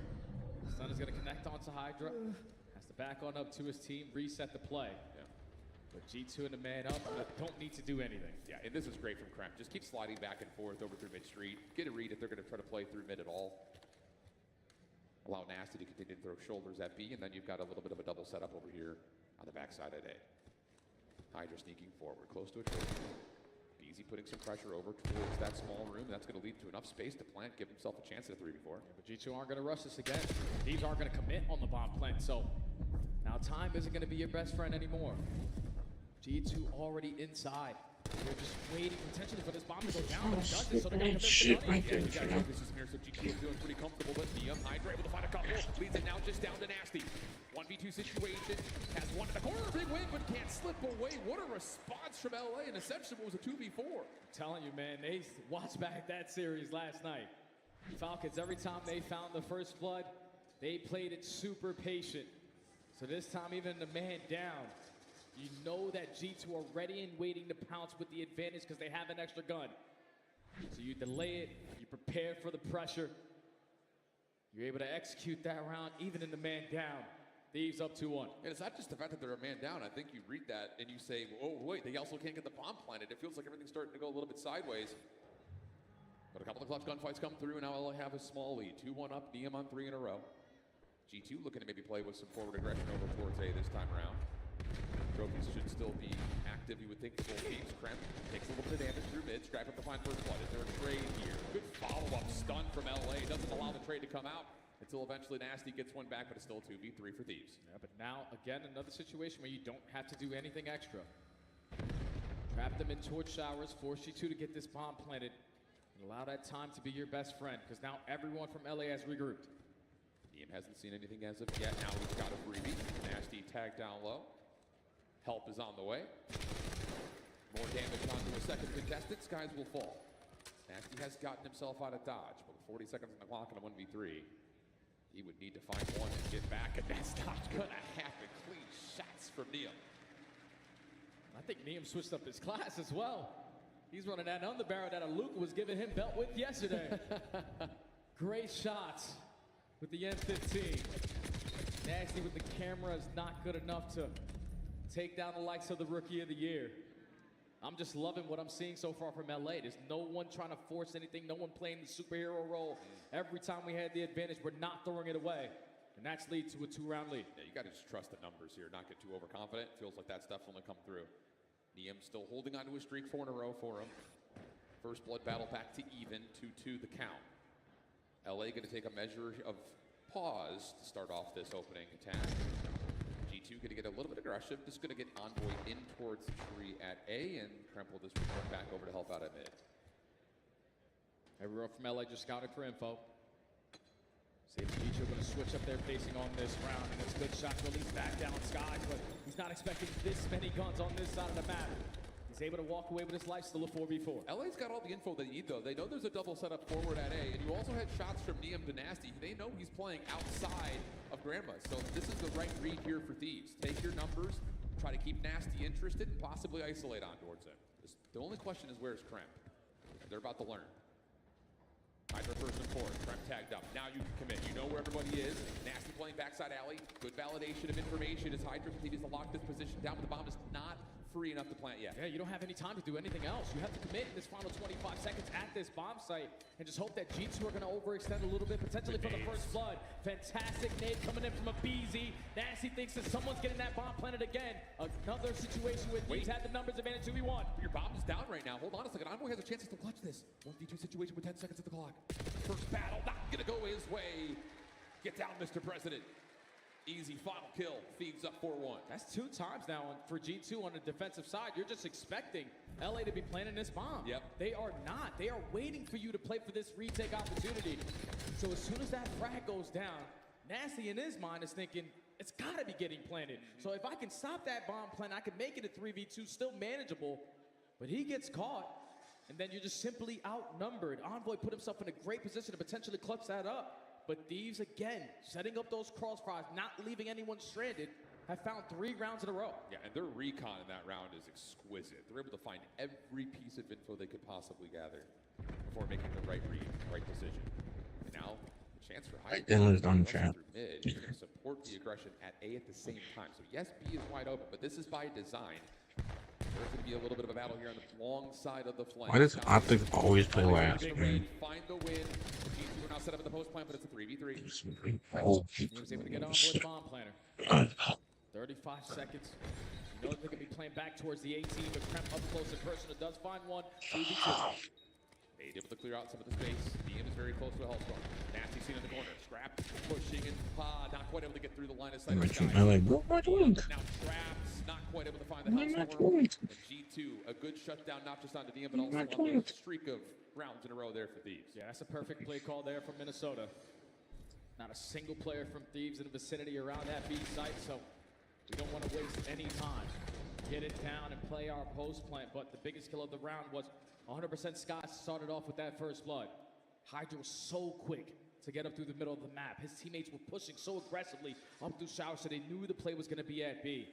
And it all just came down to Scott choosing the 50-50 of where he wanted to look. Gets the first blood and eventually gets the round. G2 stopped the bleeding. Can they find a way to get it to 2 in a row, though? Because offensively, Thieves have shown a lot of success by playing through A.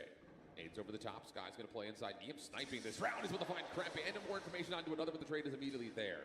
So 3v3. Bomb looking to get aggressive beyond that setup at A. And Skies is pushed off. Yeah, there's no way in hell we're not going to waste any more time on getting this objective planted. Look at this spot from Hydra. What the fuck is that? Your flank is being covered, but now you got to retreat back to the team. Here comes the retake attempt for GG from the front. Lots of damage on the Envoy, but he's through. Sky's maybe the next one to try to join.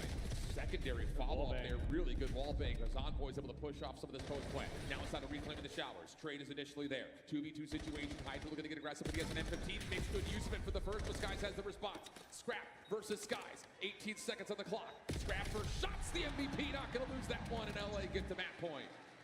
It's just too easy when they're gathering that much I'm information. not gonna lie, chat. Hydra gets caught potentially ego challenge a little bit because he knew, oh yeah, I still got the I'm MVP telling you, line my behind parents me. have been fun.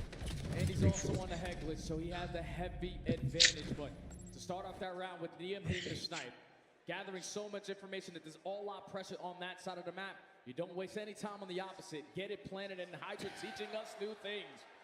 This guy's flying. What the hell is that? I don't know. Something about these NYSL players from back in the day, I'm telling you. Bunch of weirdos. Someone in Treyarch just rolled their eyes, I promise you that. Oh my goodness. One there, Kremp though, able to get at least one in response, but Thieves just running in. Kremp already the last one left. I might just watch other videos right now, bro, because this series is long as fuck. Very convincing map number 2. No signs of slowing down after the big response in the opening. They're getting fucking whooped. Like, they're actually getting whooped. Like, if when the Optic match comes on, I go live. I mean, I can't. Fuck. Here's everything I did at Fanatics Fest in New York City. First, right when I walked in, I got to see LeBron James himself giving a talk, which was pretty cool. I then went to the NBA section of the floor where I got to do this challenge where I had to try to make 5. I can't. Alright, I'm gonna say goodbye to YouTube. Sorry, YouTube.